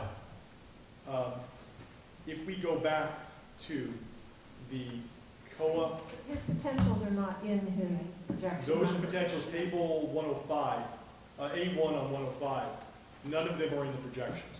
Right, so I'm only talking about, I want to know what his, the developments that are in his projections. Yeah. Were any of them also in your 900? Yes, so in fact, if you look at the table right up top here, he has, let's see, he's got Woodstone, 443. He has Toll Brothers, 91. He has Princeton Ascend in Ellsworth, 24. And he has, those are the ones he has. So did you use his numbers in doing your report? No, I use the numbers from the township, he uses numbers from the township, and we have the same numbers, which is nice, Okay. which is good. Yeah. So he in his report, I connected him to the planners from both towns. So we're getting our information from the same source. Okay. And then we cross-checked numbers to make sure, like he would send me a chart and say, am I double counting anything? And I would then review it and make sure that and sometimes, because sometimes the names, it's sort of like how the North and the South name the same battles, two different names, one by geography and the other one by, just the name of the battle. So you have to be careful, double counting developments. For instance, Transit Village is also known as District 1. So if you didn't know that, you could double count that property. Right. Ellsworth is named something else now. Right. Yeah. Just some clarification on the capacity numbers on that slide. Which slide am I going on? It's the one where the percentages that show that we're Early on on. capacity. Yeah. It was the one with the district practice. Yeah. Right after capacity Right there. factors. This one. So I just wanted to make sure I understood the 3 columns. So you've got total enrollment, Right. total district classroom capacity, and then district utilization Right. capacity. So, And then the capacity percentage. So I was trying to figure out. sure. So the difference between total district classroom capacity and then the number of district utilization capacity, and thank you for asking because it's worth clarification. So if you were to take Dutchneck, remember K5 it's at 90%. If you go back to the methodology, K5 functions on the idea of 90% utilization. So if you took 637 and multiplied it by 0.9, you'd get 573. So then you take the 685, you divide it by 573, and that's how you get the 119.48%. I was trying And to now for figure the out high that school and the number middle came school, from which two numbers. yeah, are for there. high school and middle school, it's 0.85. So you take that middle column, apply it by 0.85, that's how you get the number to the right, and then you divide the total student enrollment by the 1,081, and that's how you get the utilization rate. So you're using the total enrollment number and the district utilization Correct. capacity number to. Correct. Because if you use the column in the middle, it assumes every room is used every period of every day. Okay, so that's before you're taking the 85 or 90%. That's what the column on the third column is. Yeah. So again, it's K5, 90%, 6, 12, 85%. And that makes sense with the way schedules function in high schools and middle schools. Whereas elementaries, they're stable, they stay in one room, they pull out their specials, the room's not used when they're not in it. In the high school, you know, classroom A101 at North may be a social studies room 5 periods, world language period 2 periods, and open 1 period. Right, so it all depends on what's needed during that period and how the music program pushes and pulls kids and how many kids are in study hall 1 period, and you know, you get the idea that. Okay, so for clarification, so when the total enrollment for Dutch Neck is at 685, and the total district classroom capacity is at 637, that means we are basically above our guideline for classroom size, because those kids are somewhere. So if Dutch Neck, because again it's K3, so it's a 20 or 22. Right, it means our classroom size is It means higher. it's above where we want our classroom capacity to be. So we're above class size averages we want. That's exactly what it means. Okay. So it doesn't mean that there's kids, but what it could mean is that if you're applying for funding, you could get into the idea of unhoused students. Right, and unhoused students, which means if your utilization rate is above 100, you can qualify for space based on the square footage allotment, per pupil allotment of $1 by X amount of unhoused students, and that's how big you're allowed to grow. Do you know what the class sizes are at Dutch Neck now? I'd be guessing right now, but they're going to be different by grade band. Right. Because K, you could be anywhere Yeah. between 15 and 20 in K, depending on morning and AM, Right. morning and PM. And you're going to be sitting between 20 and 24 on averages across grade band. And sometimes it changes by the program connected to the program. So if you have a student receiving ESL services, you might have one family group. So if there's 9 sections of first grade, I'm making up numbers here, but if you have 9 sections of first grade, you might have 3 of the 9 clustered around the ESL schedule. So when the first grade ESL students come in, they might be spread across those 3 classrooms. So not one classroom has a higher concentration of ESL students. So that family group would have a push and a pull if all of a sudden you have a huge surge of ESL students. Another family group might have students that qualify for basic skills services. Again, mixed in across students with all different educational placements. So, but if you have students that move into the community and all of a sudden qualify for basic skills, they might have to go to specific teacher's assignment based on when basic skills meets. So you're going to have some classes that naturally have a little bit higher number than others. And all classrooms have some form of pull-out support, whether it's reading recovery or basic skills or special education or ESL or whatever the services need for that population of students. Every grade level in every school has some form of pull-out happening. In the elementary, not in the high schools. In the elementary, correct, in the elementary. Middle school and high school, it's scheduled function a little bit different. So David, the district practices numbers you mentioned earlier, how does that factor into, is that taken into So that account? is how your district classroom capacity gets calculated. Okay. If you take your total number of classrooms for general core, like homerooms, and you multiply it by the average, so if it's in a 4-5 school, if we're looking at a village, for instance, and they have 19 sections of whatever, and you divide it by, it's not as simple as dividing it by 22 or multiplying it by 22, because then you also have to take your special ed programs and multiply it by the capacity of those programs, and that will equal 771. And then you multiply the utilization factor of 0.9 against that to get the 694. And that's what the DOE would essentially, they would do that with the FES number, but that's essentially what, they'll be doing the same thing. The FES number times 0.9 equals your utilization rate for FES divided by, or your enrollment divided by that number gets your ultimate capacity number.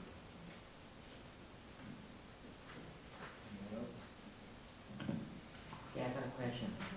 Yeah, for the potential impact of COA decision, we are using different yield, Yes. 0.4, 0.58, and 0.81. No, so that was, I just gave 3 different examples of Yeah, what different yields could scenario. be. Those are scenarios. Okay, so for the like budget approval, which one are we going to use to budget for the expansion? So that's not necessarily in front of us this evening, and that's something that we're going to have to continue to talk about as we move forward. So as we look at potential yields over time of housing impact, as we look at approval of Hawk, or approval of Town Center, or a referendum project that includes expansion of South or on Grover, we would have to start saying, we know we're gonna have approximately 200 to 300 Grove High School students. And we know it's gonna hit us in these areas. But there's also, there's need, but there's also other programmatic needs we have to take on. So we have to look across the district and start looking at the programmatic need. In order to meet a referendum for the fall, we really need to lock in by May. So we'll be presenting at the May 8th board meeting a plan for that night to spend a lot of taxpayer dollars for zero tax impact to address needs across this entire community, West Windsor and Plainsboro. You'll present a plan. that- We'll be, I'm happy, I love these kind of presentations, so I'm going to present it to the board and the community that night. I Okay, live for this. but we won't be voting on it that night. It'll be Well, you presented. would have you could potentially have to approve, all you would be approving, so, is project numbers. An ultimate referendum approval would be 90 days out or 20 out? We have to know about clerk election 60 days. So clerk of elections 60 days before the referendum goes, but we have to submit job numbers to DOE to be approved Okay. and have inspect. So at the end of the day, you're in the late or September or August when you have to make the approval. 60 days for November, it's probably August. But we'll be talking about, and we have to get things to the DOE well in advance. I got a question. Dave? You're Dr. Griff now, Okay, because I know you've read his report in detail. 3 times. He talks about how inward migration is in some cases a significant impact for. 8 of 13 schools, Right. being the high school 5. Was inward migration projected, is it included in his projections for the out years or not? That's a Dr. Griff question. My working assumption, knowing Rich, is yes. Okay, because I don't remember. Because he follows cohort survival ratios. Yeah. So knowing Rich, he would be then projecting a cohort survival ratio over multiple years into his long-term projections. So if he was here, I'm relatively confident that he would have done that. Okay. Yeah, that's normal. Yeah, I have one more question. Okay, in both towns, we only project affordable housing properties. Are we going to have any other new properties other than co-op? Say, if we have so many open space in West Windsor-Plainsboro, are we going to build any new properties over there? I hope Which is not. Okay. My working assumption is that any projects that come forward in either town moving forward, now that the New Jersey Supreme Court has ruled on the affordable housing decision back in January, February of 17, Yeah. that anything moving forward will always have a ratio of affordable housing. Because the next round of affordable housing obligation is in 2025. So something that just, why is it so big now? It's because it was years of not meeting affordable housing obligations from the 80s to today. So they're closing massive gaps across the community, across the state. Moving forward, they'll project based on what's been submitted, accepted by the courts as the plan that's been adopted forward. So the amount of affordable housing growth in out years is not going to be anything like what we're seeing here. It's going to be a much smaller number, but it will still be a number moving forward. So there's always going to be a need to continue to build credits towards your future affordable housing yield. So what this decision really does is it forces townships and municipalities to always think strategically about, as you build and as you move to the future, you always make sure that there's some form of mix of affordable housing. So for instance, going out, one of the properties that is being approved and is in front of the planning board at this point, and Dr. Griff did project it in, is, Whoops. all right, I'm going to the hard paper because it's right at the end.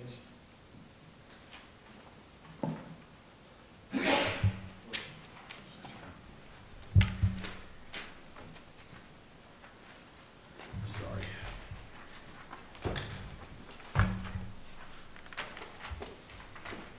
It's a small property, is 7-3, townhomes and homes. If anyone pulls the name of it, I'd appreciate it. Is Dr. Griff's report? I'm sorry, is it Bear Brook, 7 and 3, it's 10 total?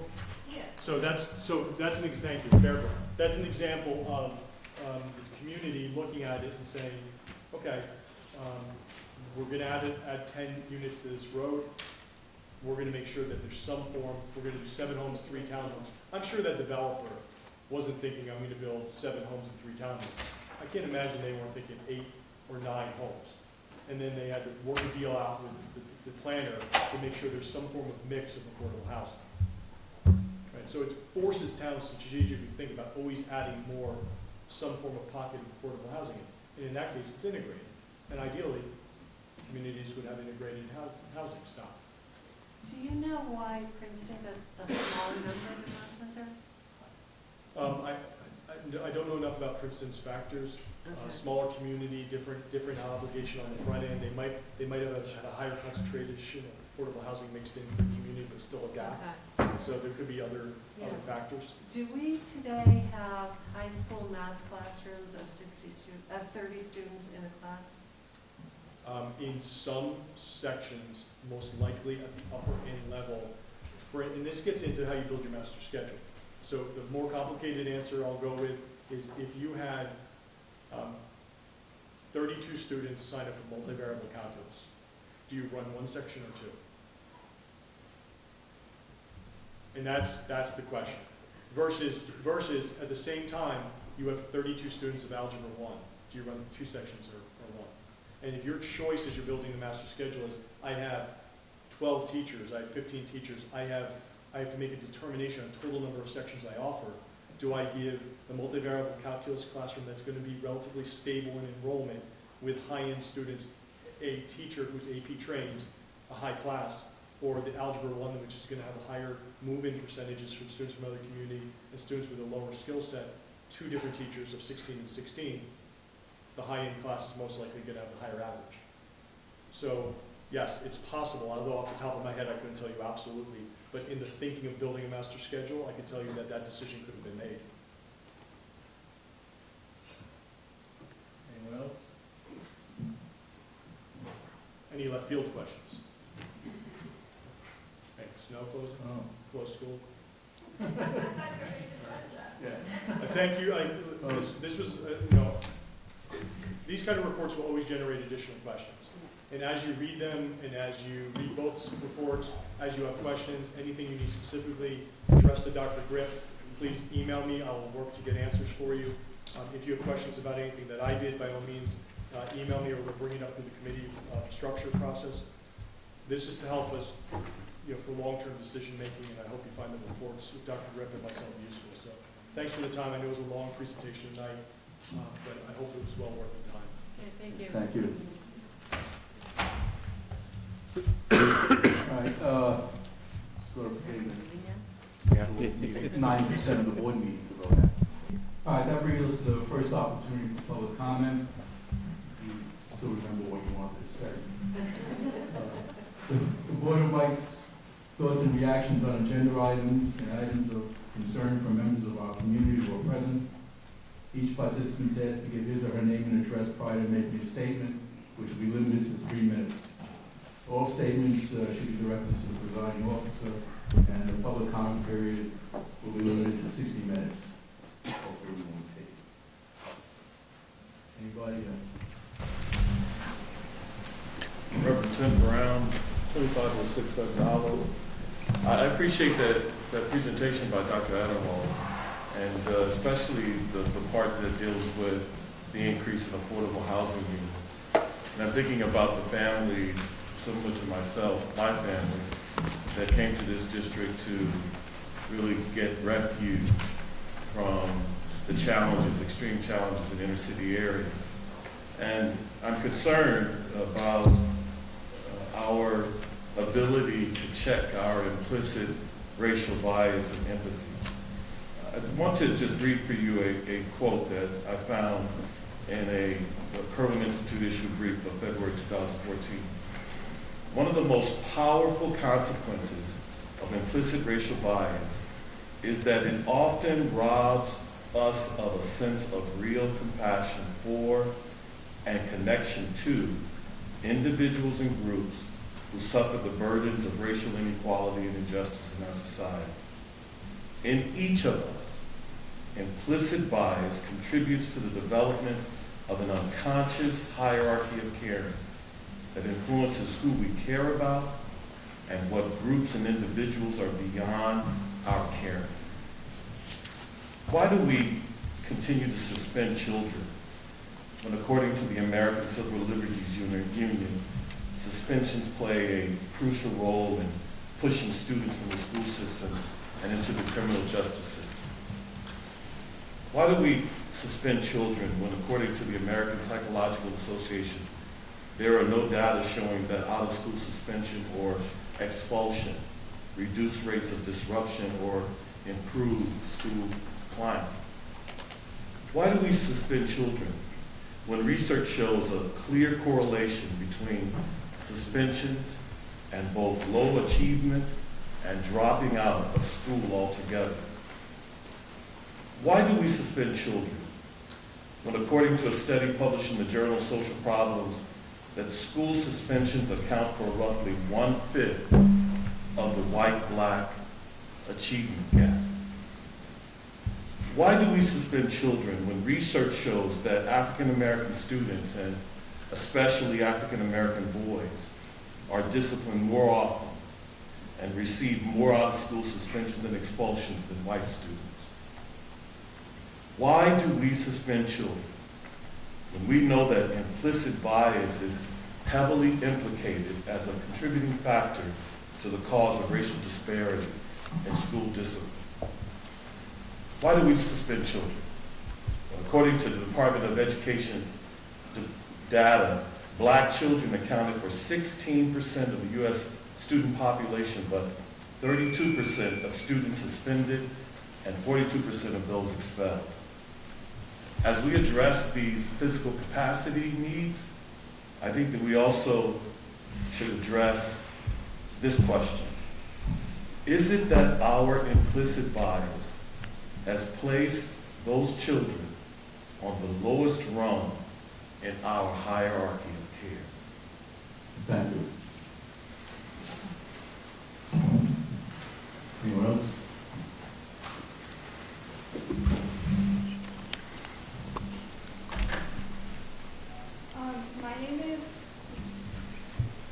My name is Lakumi Dias, and I live in West Windsor, New Jersey. I'm a senior at the Silbury School in New Hope, Pennsylvania, and for 2 years I've been a part of a course unique to my school called Teach to Serve, which is a 2-year experiential learning program for students interested in creating positive social change in an area of their interest. This year I'm doing a capstone project on the importance of art in education, and I have written a policy brief to spread further awareness and make my case. I am here today because although I attend the Silbury School, I live in this district and have a younger brother who attends CMS. And I have an interest in this school district. I am aware that WWP has a very strong arts program across music, visual art, and theater. But I'm also aware that while it is stronger than most, it is not always accessible to everyone.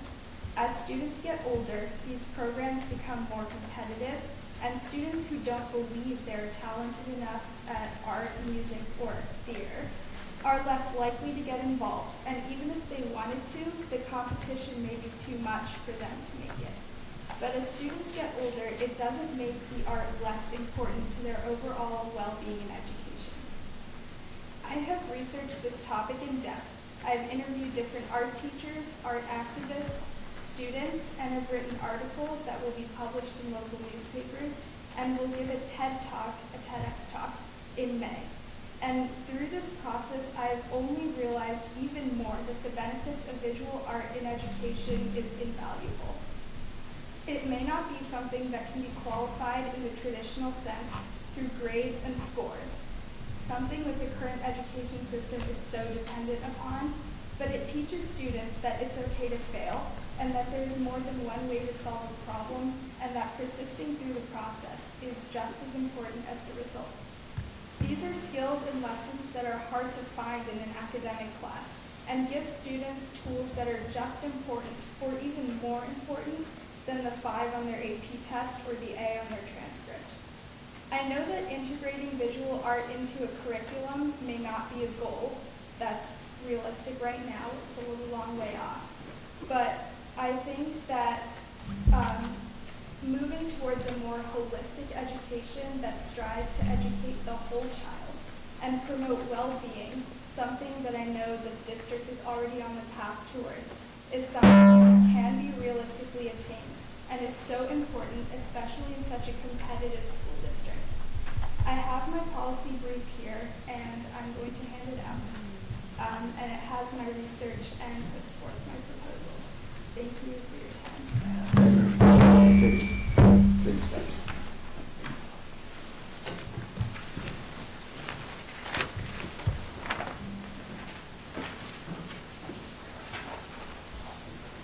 Good evening, John Hinsdale, Quaker Road of West Windsor. I'm just going to read here publicly the same thing that I emailed all of you a few days ago. At the last board meeting 2 weeks ago on March 6th, 2018, it was announced the district may consider employing in our schools Class 3 law enforcement officers. As you know, the Class 3 role was created by law, signed into effect by the governor 16 months ago in November of 2016. As you may also know, that law allows a Class 3 officer to carry a gun when on duty. Although any individual Class 3 officer may only work part-time, it seems likely if this measure were taken, enough would be hired to have at least one officer on site in every district school on every school day to provide for full, continuous coverage. And although the law does not require a Class 3 officer to carry a gun on duty, it seems likely that most or all officers would choose to do so, the district having no specific authority to prevent that or prohibit that. And we should all stop and think very, very carefully here. These decisions can have long-standing, even permanent effects on our first-class learning environment that has taken decades to develop and evolve into what it is today. Above all, the district should resist acting rashly and instead look at all reasonable alternatives, work deliberately to discover whether parents and students really need or want this kind of armed protection present every day in our schools. It would be highly unfortunate if our district chose for no good reason to transform the West Windsor-Plainsboro school experience from one where one comes to learn with no guns in the building to one where there are guns in the building every day. Please consider that these guns in the schools would become a daily, visible element of the educational experience for the children. Consider that guns, when they are present, have a way of going off. And consider that there has never been a major incident in a West Windsor-Plainsboro school that would have required an armed officer present to deal with it. Frankly, I do not want guns in my children's schools every day. I do not believe that is necessary. Please do not put them there. Thank you for listening. Thank you. Anyone else?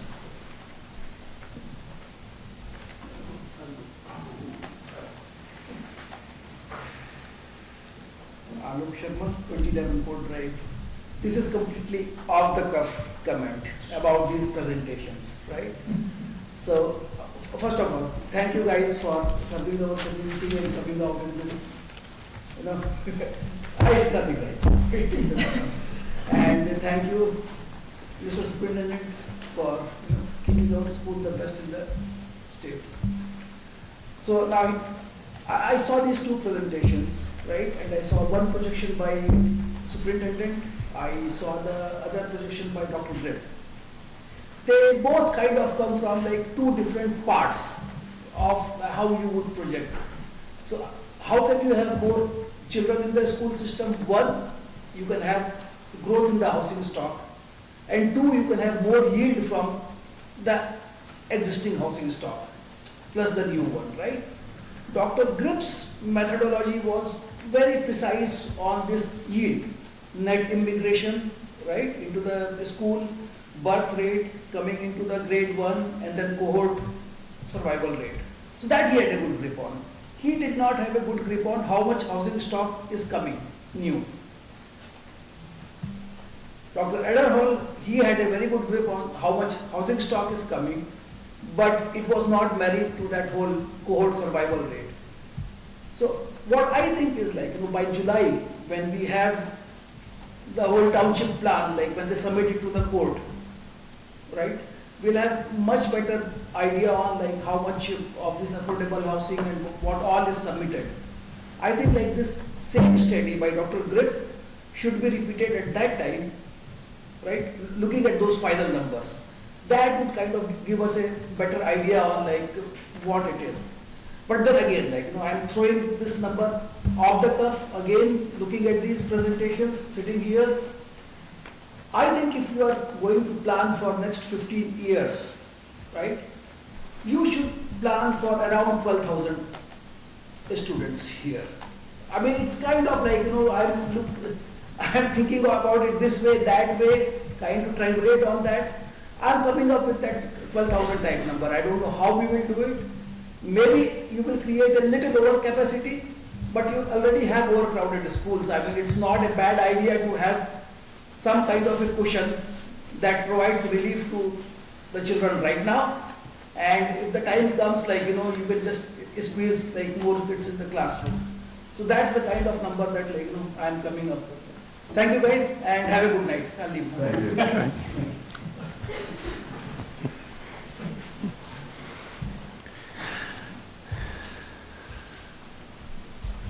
Good evening. Hello. My name is Bruce Samushelli. I'm president of the Teachers Union. I'd like to give my compliments to the two authors of the important reports tonight. And I guess I realize in listening to Dr. Grip's report, I no longer match the average demographic citizen of West Windsor-Plainsboro. I'm a little bit older. But I think that little bit older gives me some perspective. We've lived through this growth problem before in the 90s. And as much as we built, we were overwhelmed. As much as we were prepared, we were overwhelmed. We shouldn't just look at our curriculum as a measure of who we are. We shouldn't just look at the product as who we are. We also need, I believe, to look at our facilities. Is art on the cart the best idea? Are split lunches at the middle schools a way to build community? As an example, imagine you're a world language teacher on a cart and you need to go through the hallways to get to your next classroom. It's like being an airline steward trying to push your cart down the hallway while everyone wants to get out of the plane. So how do you get to your classroom on time? And how do you prepare for the students?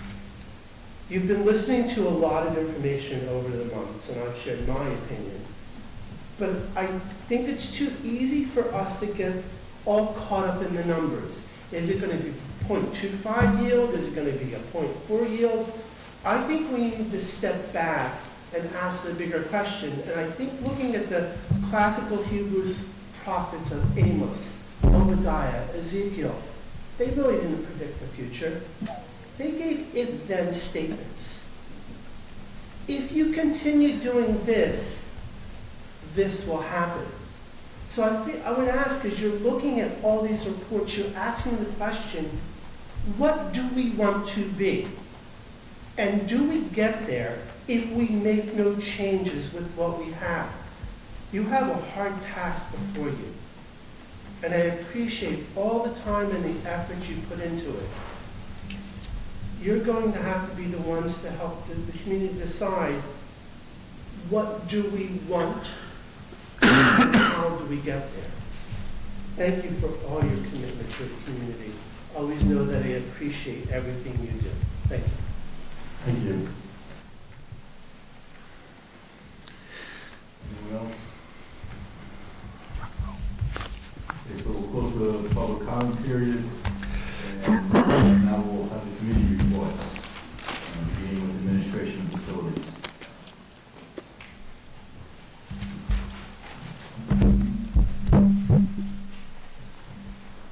The Administration and Facilities Committee had a full agenda when we met on Tuesday, March 13th. We began by reviewing four policies and regulations that appear on tonight's agenda for a first reading.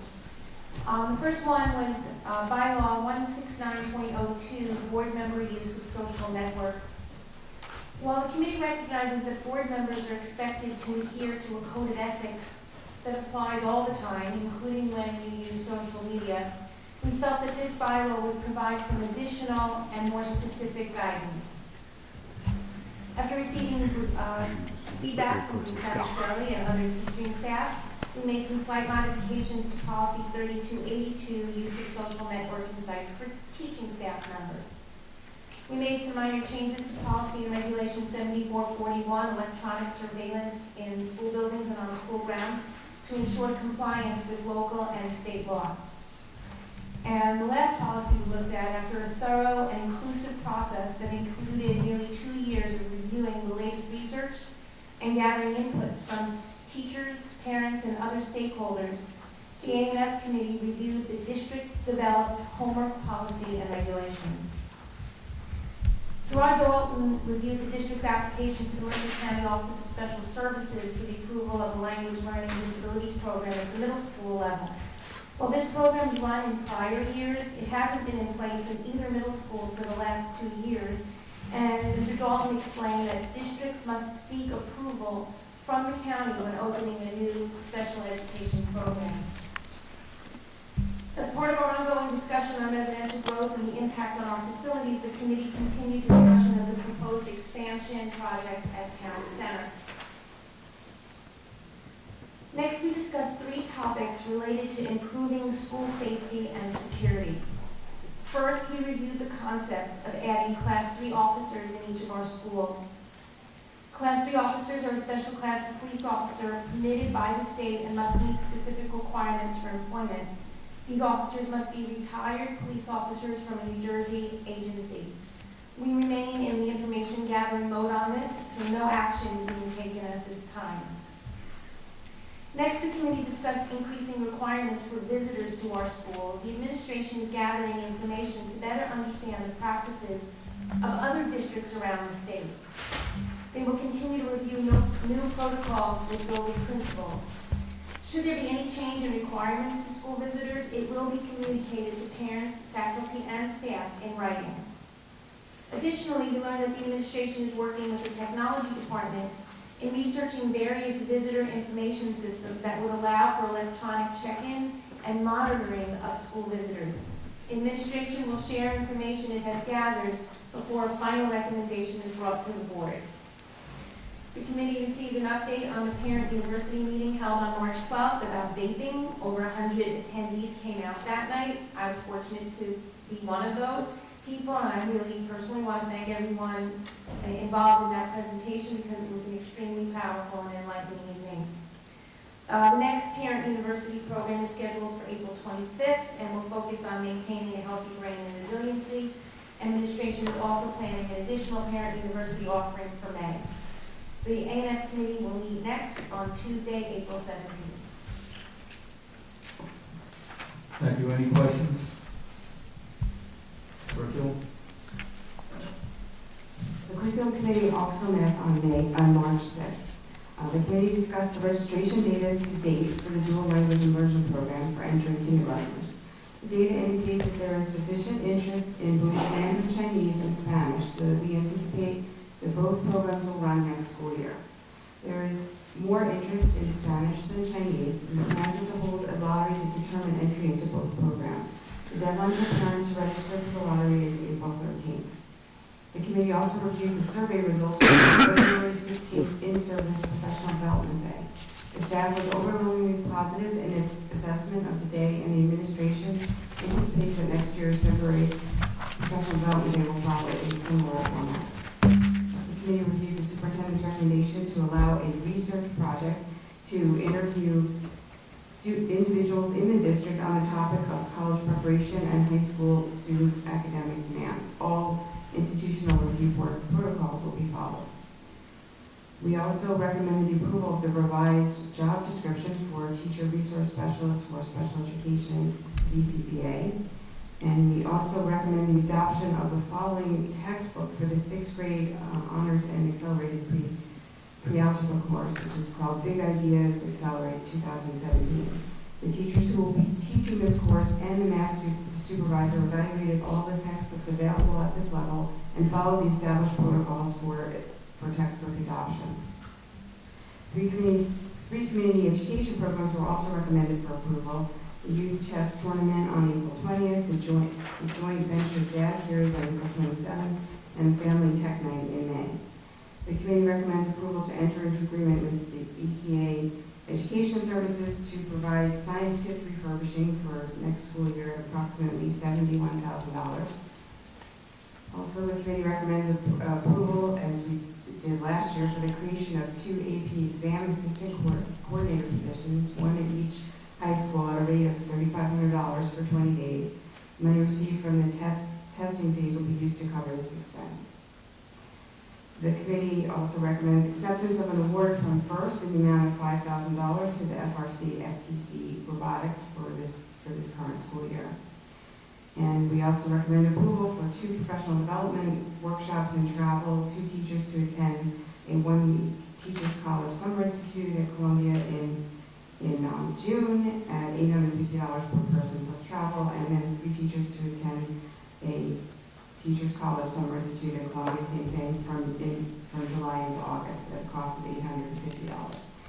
And we also recommend approval of several overnight field trips for students at Grover Middle School, 6th graders to go to Timber Tops Camp in Greenview, Pennsylvania in June for the After Education Program, and the High School North Legal and Political Experiences class, that's called IPPL, to the Lead People competition in Washington, D.C. at April 27th to May 1st. That is part of the IPPL curriculum, and the cost of that trip is approximately $700 per student. In addition, the board will accept a donation of $20,000 from an anonymous donor to fund the balance of the trip. Also recommend approval of the international trip for the High School North Music Department to go to Lisbon, Portugal next April, which is 2019, at the cost of approximately $2,500 per student. We will next meet on Tuesday, April 17th. Thank you. Any questions on curriculum? Finance? Finance Committee met on March 13th. The committee reviewed the agenda items for today's meeting and supports them. For the 2018-19 budget, the committee reviewed the cost and use of Class 3 police officers. There was a general discussion of the need for officers. The committee also discussed other security enhancements that could supplement the many security measures already in place. Dr. Russo explained that the board will need to pass a resolution setting the budgeted maximum travel expenditure. This is required. The maximum is set high. The district does not expect to actually spend that much. Dr. Russo updated the committee on the local government energy audit. The district has completed its application for one, and this is the first step of the process. There is no cost to the district for the audit. However, the state only has one approved vendor to complete this work. As a consultant for the district, Snyder Electric can act as an advocate for the district to keep the process moving. The committee discussed the town center construction project. The budget includes $4.5 million in capital reserves for a classroom addition at town center. Our architect submitted a proposal for architectural services at $269,000. Dr. Russo provided the January 2018 report from Sodexo Food Services. Revenue has increased by 1.4% compared to last year. Breakfast sales are up. Special function revenue is up, and food costs have been reduced through improved purchasing practices. Sodexo, along with our food services manager, have presented at various meetings, participated in the district's green teams at the building level, and met with students to discuss the lunch program and awarded prizes for competitions amongst the schools. And we're now participating in the Hello Goodness program from Pepsi. The products have cleaner labels and less sugar, including more water and pure wheat tea choices. The district is replacing 4 school buses this year. The old vehicles have reached the end of their useful life and will be sold via the interlocal vehicle sale agreement with the Hunterdon County Education Services Commission. And the committee will next meet on April 7th. Any questions for finance? Okay. Then can I have a motion on, for administration, a motion on items 1 to 3 plus the 10 addendum. Martin and Isaac. Any questions or comments or discussion on the administration items? Okay, we'll start with Mr. Chang. Yes. Ms. Hertz. Yes. Ms. Ho. Yes. Ms. Juliana. Yes. Ms. Krug. Yes. Mr. Whitfield? Yes. Mr. Taylor-Jean? Yes. Ms. Case? Yes. Mr. Flores? Yes. Curriculum, I have a motion on items 1 through 9, plus the blue addendum sheet. Dana and Carol, any questions on the discussion on the curriculum? Karen. I am wanting to express my appreciation that I had a chance to look at the textbook, and I'm thanking you for letting me do that. I enjoyed it. Can we turn it? You don't get your It's report. snowing out. I You didn't don't want to get get your to bring report it card. apart. You don't get your report card.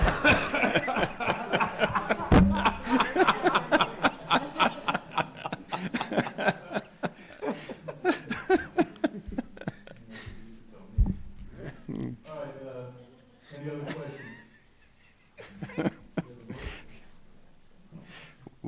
We'll start with Ms. Hertz. Yes. Ms. Ho. Yes. Ms. Juliana. Yes. Ms. Krug. Yes. Mr. Whitfield. Yes. Mr. Taylor-Jean. Yes. Mr. Chang. Ms. Kish. Yes. And Mr. Flores. Yes. Finance, we have 1 to 20 with the yellow addendum for the budget. I'm going to just pull out the Okay. All right, I keep lifting my fingers. Right now, a motion on items 1 to 20, 1 to 20. Taylor and Rachel. I have a question. Okay. On number 4, why is this number so high, 495,000, when it looks like you spend 66 or 67,000 on travel? Why is this budget number so high? Yeah, this, first time, with the resolution, it's pretty much what we've done every year, because it's really inclusive. The other thing is, if you add up all the lines that could be used for professional development, it could total to that. No, we have not used anywhere near that. But it's the worst-case scenario, and it has to be set for the year. So it's not like we could change it during the year. But there is a chance that some year it could actually add up to that? If you total all the travel lines, it could. The maximum total. Yeah, maximum. Yep.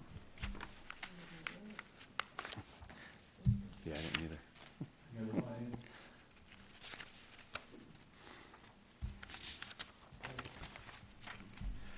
Okay, we'll start with Ms. Ho.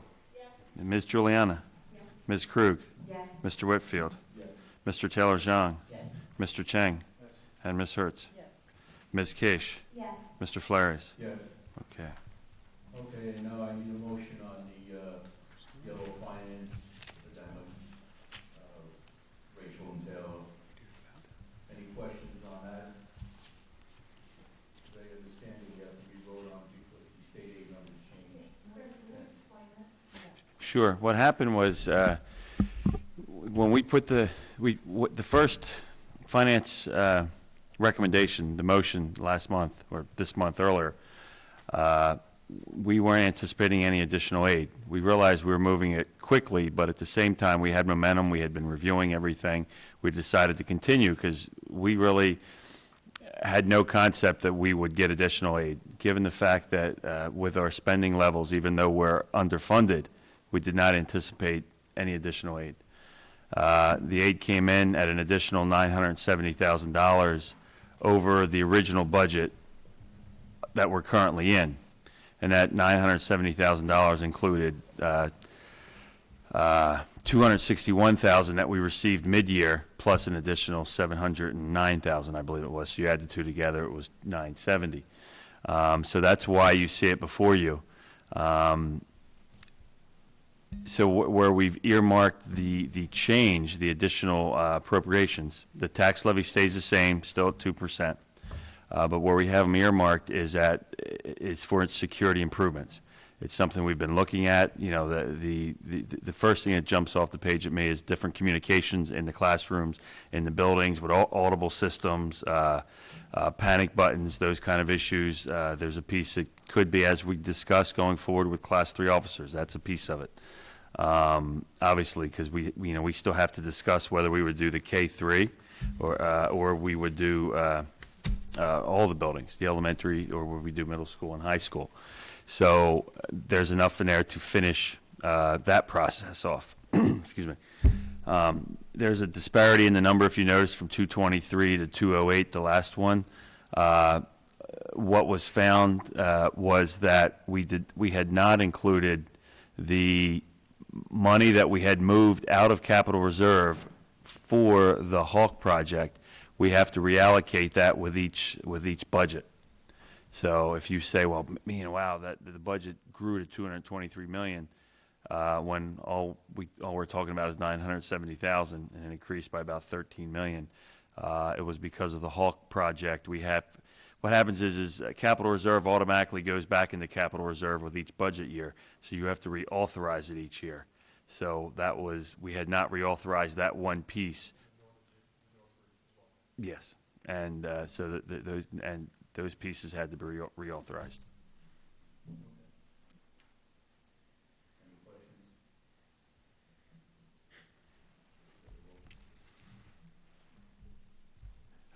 Need a first and a second? We got it. We got it? Oh, cool. You guys are good. Where'd we start? Life story. Okay, we'll start with Miss Juliana. Yes. Ms. Krug. Yes. Mr. Whitfield. Yes. Mr. Taylor-Jean. Yes. Mr. Cheng. Yes. Ms. Hertz. Yes. Ms. Ho. Yes. Ms. Case. Yes. And Mr. Flares. Yes. Okay. Okay, 2 plus 3. personnel. I have a motion on items 1 and 2 plus that we were agreeing to them first. Yep. You have one? There you go. All factors.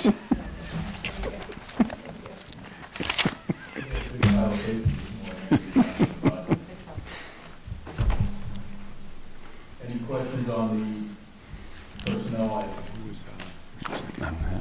Who was first and second? Didn't hear who was first and second.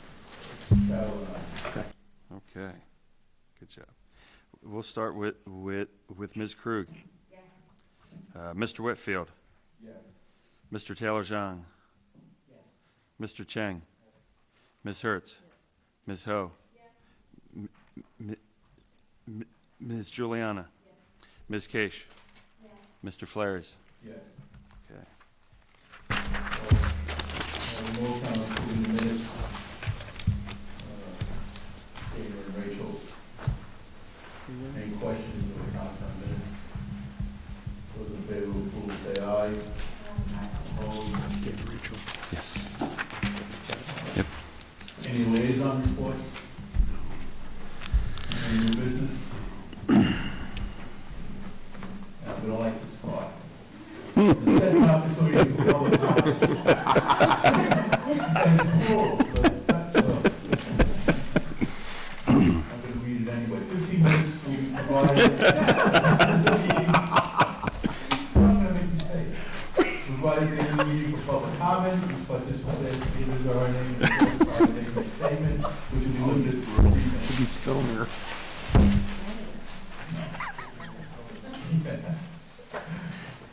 Okay, I'm reminded that when I lived in New York City and worked in the city, I used to go to a lot of Yankee games at night. And sometimes you get some, 14, 15 inning games, and you move the fans who stay to the last out. So here it comes. Can I have a motion to adjourn? Martin and Taylor, those in favor of adjourning say aye. Aye. Opposed?